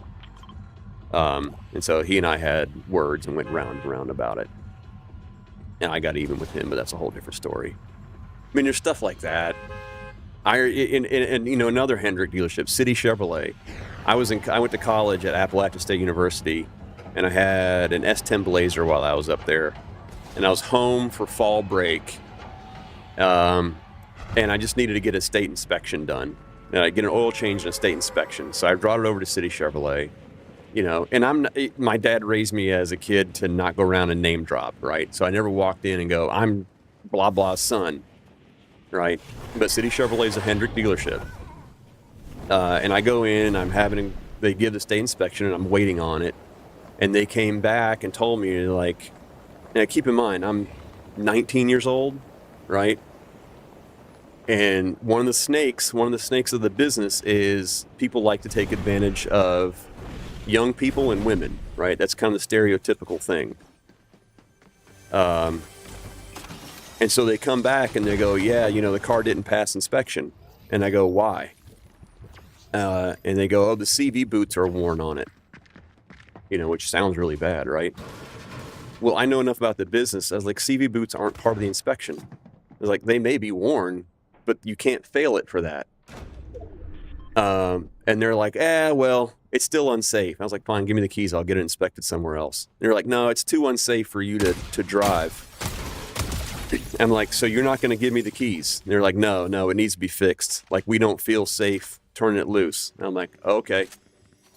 And they're like, what are you going to do? And they're like, well, I got to call my dad real quick. And I never said who my dad was. Like, I got to call my dad real quick.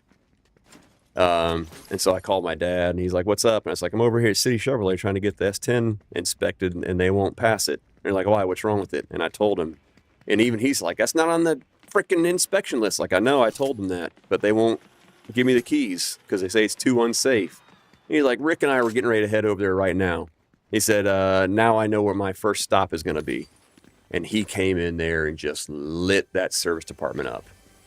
And you got to understand, my dad has this voice that would just, it's sheer terror when he gets mad, how high pitch it is.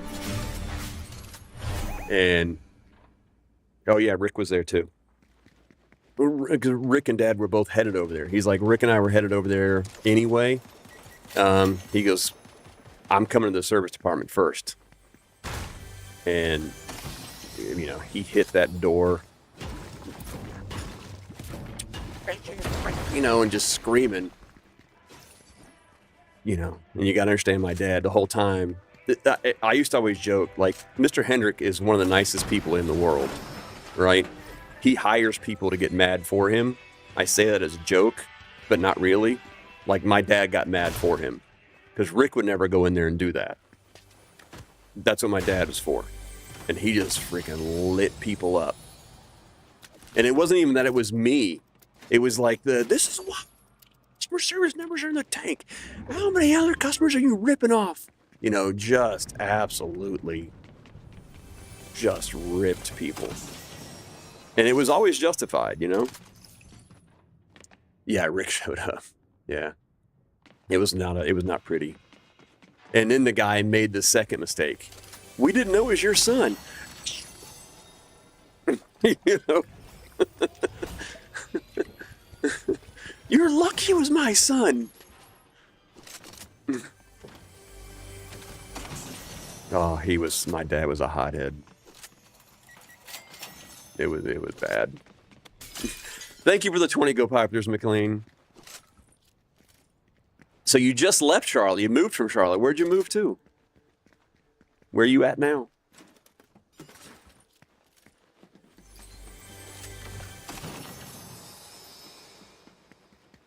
Yeah, without a doubt, Mr. Hendrick's one of the nicest people in the world. I've seen him do so many things for so many people, his employees. Like, if he hears a story about one of his employees struggling, the man can't help but try to help them. It's crazy. You're originally from Irmo. Let's go. I know where Irmo is. Yeah, I know right where Irmo's at. I got good friends in my church who, the wife is from Irmo. The husband, I'm not sure, he's from South Carolina somewhere. They both went to school in Florida, which is kind of weird. I think they met in Florida. But he was always or he still is a big Clemson fan. Kind of par for the course down there, right? Wait. But I moved to Charlotte for work and just recently moved back home. Kept my job in Charlotte. You graduated from Clemson? Let's go. Yeah, I love Clemson. Clemson's such a cool town. It is polarizing, though, right? Like, a lot of people think Carolinas, and it's like, oh, Duke versus Carolina. And I think a lot of people overlook the Gamecocks versus Clemson rivalry. And like, no. It's just as big a deal. Like, you can't be a middle ground. You have to pick a side. You got to be Gamecocks or a Tiger. One or two. There is no middle ground. We also call South Carolina. I know. And being from Charlotte, well, I'm not from Charlotte, but since I've lived here most of my life, you know, we just kind of scoff and be like, okay. Y'all are the Gamecocks. You are not Carolina. We all know who the real Carolina is. It's the boys in blue. That Crimson ain't got nothing. No. Oh, yes. I love South Carolina, though. When I was at App State, I had some friends that went to USC, and I'd go down there, down to 5 Points. I'd go party at 5 Points all the time. I don't even know if 5 Points is a thing anymore, but it was back then. Used to love hanging out there. That and going to ECU. Now, Root, are you saying UNC as in Carolina, or are you just calling me Unk? Because I'll freely admit, being a Carolina boy, when people first started calling me Unk, I was like, why is everybody saying UNC to me? Because I went to Appalachian State. I went to ASU. But I never said it out loud, and I was like, oh, they're calling me old. Tar Heels, baby, that's what I'm talking about. 5 Points is still alive? Okay, good. I always loved 5 Points, man. 5 Points is a good time. I had a lot of fun at 5 Points. That and, like I said, at ECU. Now, don't get me wrong, we had a ton of fun at ASU. ASU is a different breed, though, because the town hated us. The town fought against the college all the time. And I never really understood why. And then I'd go to, like, ECU, and the whole town of Greenville, North Carolina, embraced the school. Like, they were all about it.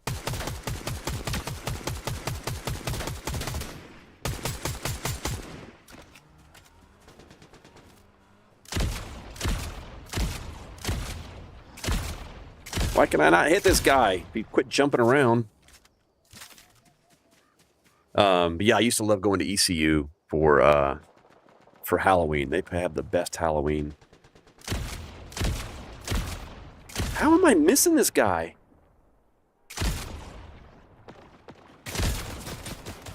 All right, now I'm getting shot from the back here.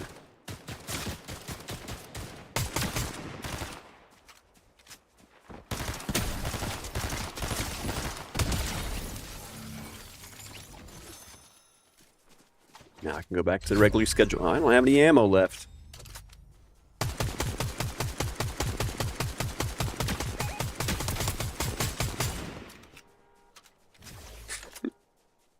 These two goobers are still down here fighting each other. What's up, Mini Ginger? We were talking about you earlier. Gingerbread was in here earlier. I visited App State a few times, and it was very different from Clemson. Yeah, it was very different. That's a nice way of putting it. Yeah, it was very different for sure.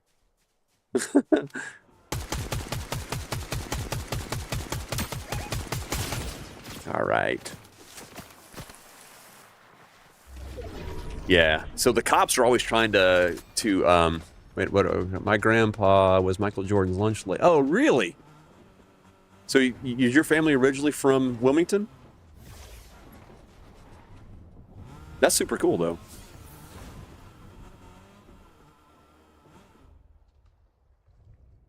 Okay, that dude must have died.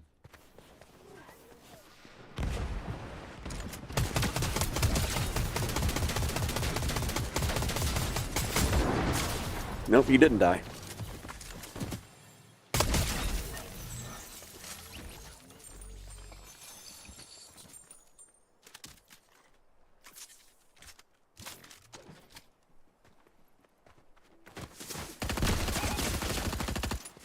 Oh, I almost had him. I graduated in 21, so I'm sure it's different from where... Oh, yeah. Yeah. It's still different, though. My parents are driving down on Wednesday, actually. Let's go, Oak. Where do you live now, Oak? Are you still in the Carolinas? Can you give me Deadpool, please? No.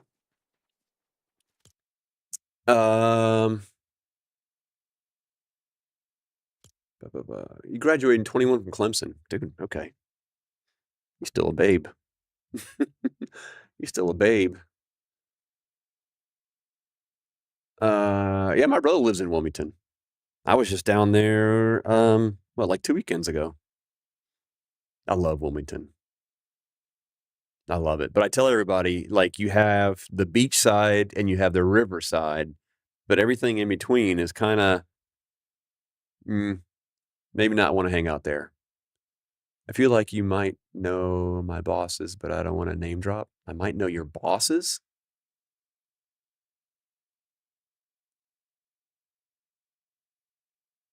I might. What company do they work for? Let's start there.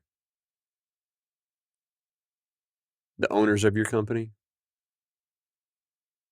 It's possible. It's a commercial millwork company.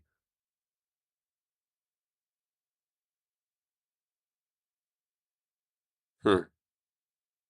It's possible. I have good friends that I have a good friend from church that owns one. I'll just say his name. His name's Zach. So if they know Zach, they've been in Charlotte for a while.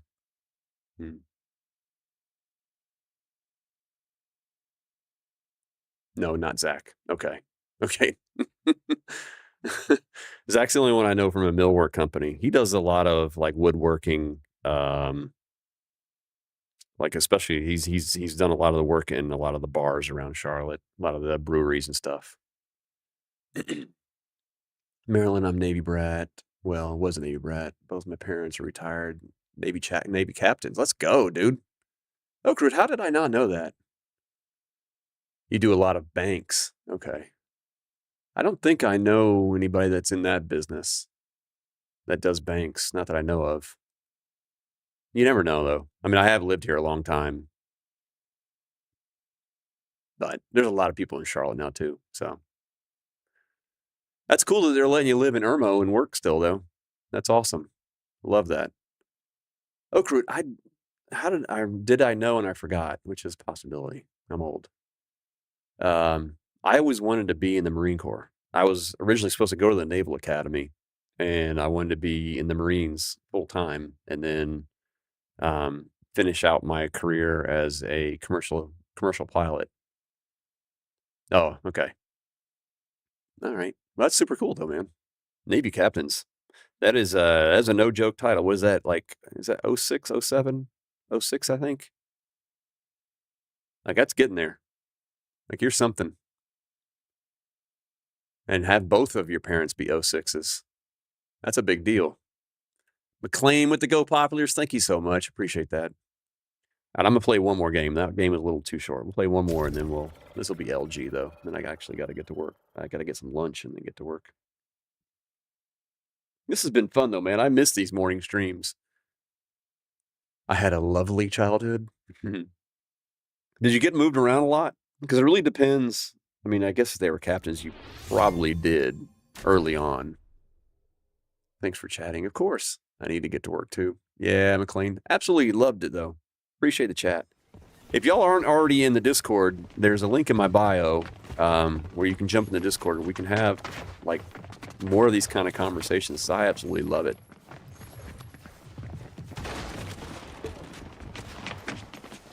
And either I'm going to have to start streaming more in the morning or y'all are going to have to start tuning in more at night.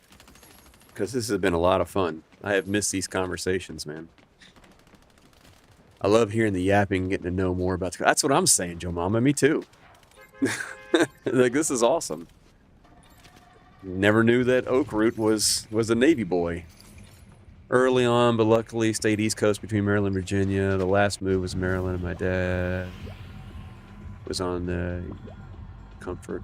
Oh, a Navy hospital. Okay. That's cool. That is very cool. I'm usually playing at night, so I'm not watching anymore. And that's kind of my problem. I'm usually playing at night too, and I know that most people are playing at night, so I'm gonna have to figure out how I can stream more in the mornings. Maybe one day a week in the morning. Maybe I can pull that off. Yeah, so Oakroot, you'll appreciate this. So a friend of mine from college kind of knew my background, right? Because I was supposed to go to the Naval Academy. There's a whole story about why I didn't end up going to the Naval Academy. But long story short, me and the Navy didn't see eye to eye on several things. And as a 17-year-old punk kid who had his whole life of going to the Naval Academy and being a Marine and having all of that fall apart, I was like, yeah, you know, this ain't adding up to what I want to do. So I'm just not going to do it. And so I just ended up going to school at Appalachian State because that's where my brother went to school, and I didn't have a plan B. Got accepted at a whole bunch of other schools, didn't know anything about any other schools. Anyway, we don't need to get on that story. Forgot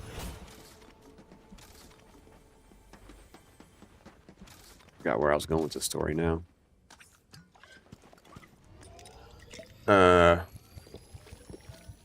Oh, yeah, my friend from college. So I ended up going to App State, right? And this kid, he graduates a year before me. And his first job out of college is, he was a marketing major, which marketing majors also study distribution. And so he becomes a distribution manager for a Walmart distribution center. He does that job for like a year, and he's hating everything about it, right? And so one summer, he's like, guess what I did? And I go, what? He goes, I enlisted in the Navy.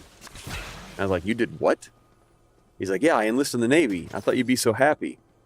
And I was like, why did you enlist? And he goes, what do you mean? I was like, you could have gone to OCS. You have a college degree. You got a 4-year degree. You could have gone to OCS. And he's like, what's OCS? And I was like, it's like basic training for college kids where you go in and become an officer instead of being enlisted. And he's like, well, the recruiter didn't tell me about that. I go, yeah, they don't. They're not going to tell you about it. Yeah. And he was like, well, nobody told me. He's like, dude, you should have come talk to me. I could have told you how to work this system. So he ends up going in as a grunt, right? But anyway, I'm so proud of him because he stays in until he was an E4 and then goes to OCS. As an E4 goes off to OCS, and dude is a captain now, getting ready to retire, and he runs the Navy Research Center in Norfolk. I can't think of what it's named, but it's where they do all the surface warfare research. And I'm like, dude, I could not be more proud of you. And it actually did him a lot of service to, you know, switch over from being enlisted to an officer. He had such a great career too. He was, I wouldn't say, he can't officially say he was where are these people? Where am I getting shot at from now?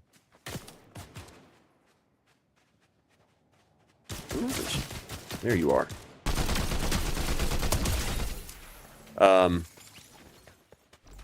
But he was essentially the first captain of the Aegis destroyer Michael Murphy. And I was like, because he told me, he's like, I'm getting command of my own ship.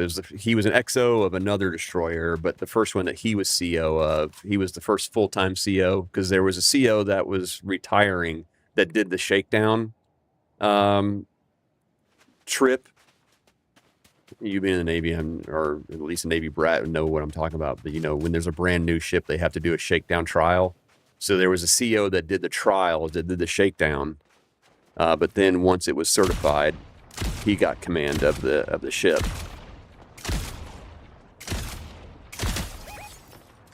And I remember when he told me, and I was like, I don't have to remind you of how big a deal it is. Yeah, the Carter Rock, however you pronounce that. Yeah, he's currently the CO of that. He's saying he's going to retire, but he still hasn't retired. He's been telling me he's going to retire for like 2 years. But yeah, he's currently the CO of that. And that's like his last station, right? But yeah, he was the CO of the Michael Murphy.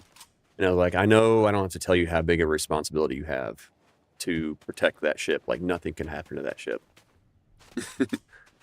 And of course it was an Aegis destroyer, and he basically spent, I don't know, he was CO of it for 3 or 4 years, and basically in Japan the whole time. Officially Pearl Harbor, he's like, yeah, I didn't get to see much of Pearl Harbor ever. We were always deployed.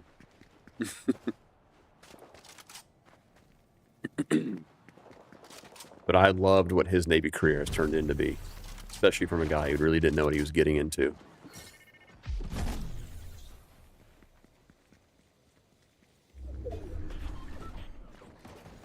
Aegis system is so insanely cool. It is so insanely cool.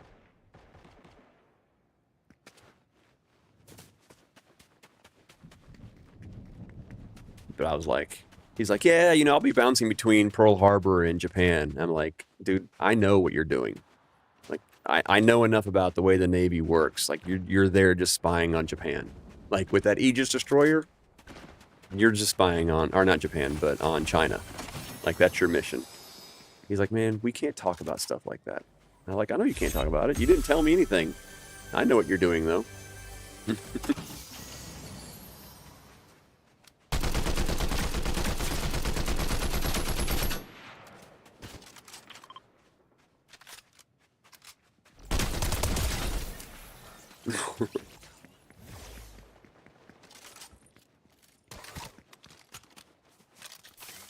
Loose Screws and Tattoos. I love that name, man. That is such a cool name. Loose Screws and Tattoos. Okay, I need a rival. We hadn't had a rival yet this game, I don't think. Okay, they ain't shooting at me.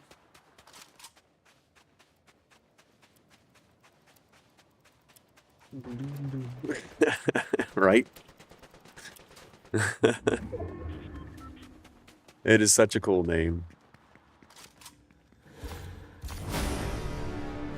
And then...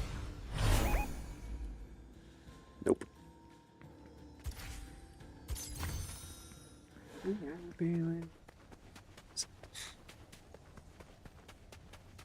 this would be a bot. Rivalry rank 5. That's a bot. And look, right on time.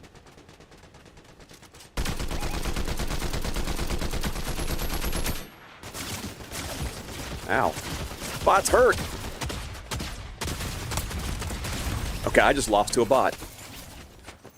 I just lost to a bot. That's how this season's going. Loose Screws and Tattoos.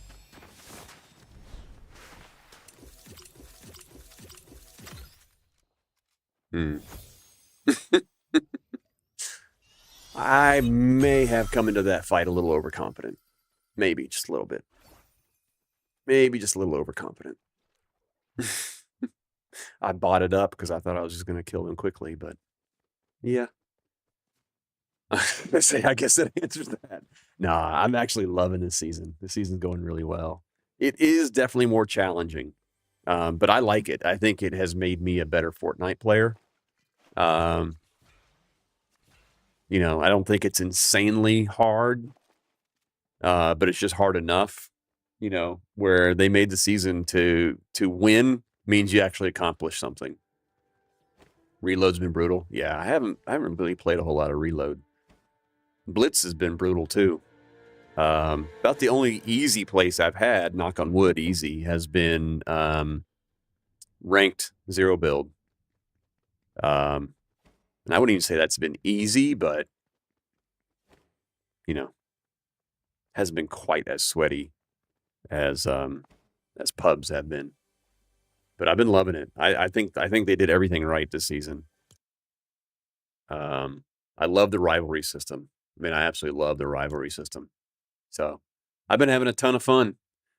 Unfortunately, I have to get off now. I have to get to work.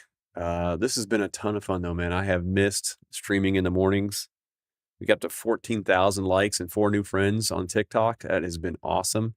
If y'all want to join us over on the Purple app to help us rate out, that would be incredible. We'd love to have you over there. There's a link in the bio. There's also a link into the Discord where y'all can join and we can continue the conversation throughout the days there. I will not be on tonight. I normally am. I will be on tomorrow, but at an earlier time. So it's going to be a longer stream tomorrow. We've got a tournament we're playing in. Our friend Kiffer is putting on a random duos tournament. So we're going to have random duos. There's 5 games in the tournament. Each one of them has a different theme. The first one's just going to be a straight up. And then I think the second one is a hunter healer. So only one person can have a gun and only the other person is the only one that can carry heals. Then there's a hide and seek. Now, I can't remember what the other games are, but variety of games. It should be a lot of fun. Shouldn't be super sweaty, but it should be competitive.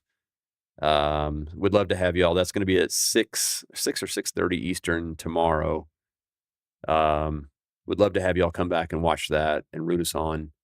It should just be fun, honestly. But TikTok, as always, love y'all. Appreciate y'all hanging out with me, and we will talk to you soon. See you, TikTok. All right, purple people. Who we still got hanging out over here? What purple friends we got? See, we still got Oak Root, Baby Beluga, Moo Moo Man, DJ Shoe. I know. Joe Mama's there. I'm glad I got to enjoy you while being off. Have a great day, friend. Yeah, Joe Mama, thank you. Let's see who we're going to raid. You know what? I'm going to take y'all to my good friend, Jiggy Joe. I mod for him. I don't think I've ever rated him. I may have. I don't think I have. But that's who we're going to take you to go see. We love us some Jiggy Joe. Jiggy is a super great human being, but he is full of energy. So y'all been watching me for a couple hours now. I'm just tell you, buckle your seatbelt because Jiggy Joe going to take you for a ride. Jiggy Joe is he's full passion, full energy. He's a ton of fun though, man. Super clean, family friendly. Another one of the reasons why I love the guy, but yeah, he gonna bring it. He's gonna bring it. All right, y'all. Thank you guys so much for hanging out. We will talk to you all hopefully tomorrow night. Hope to see y'all then. Appreciate you as always. And we'll catch you soon.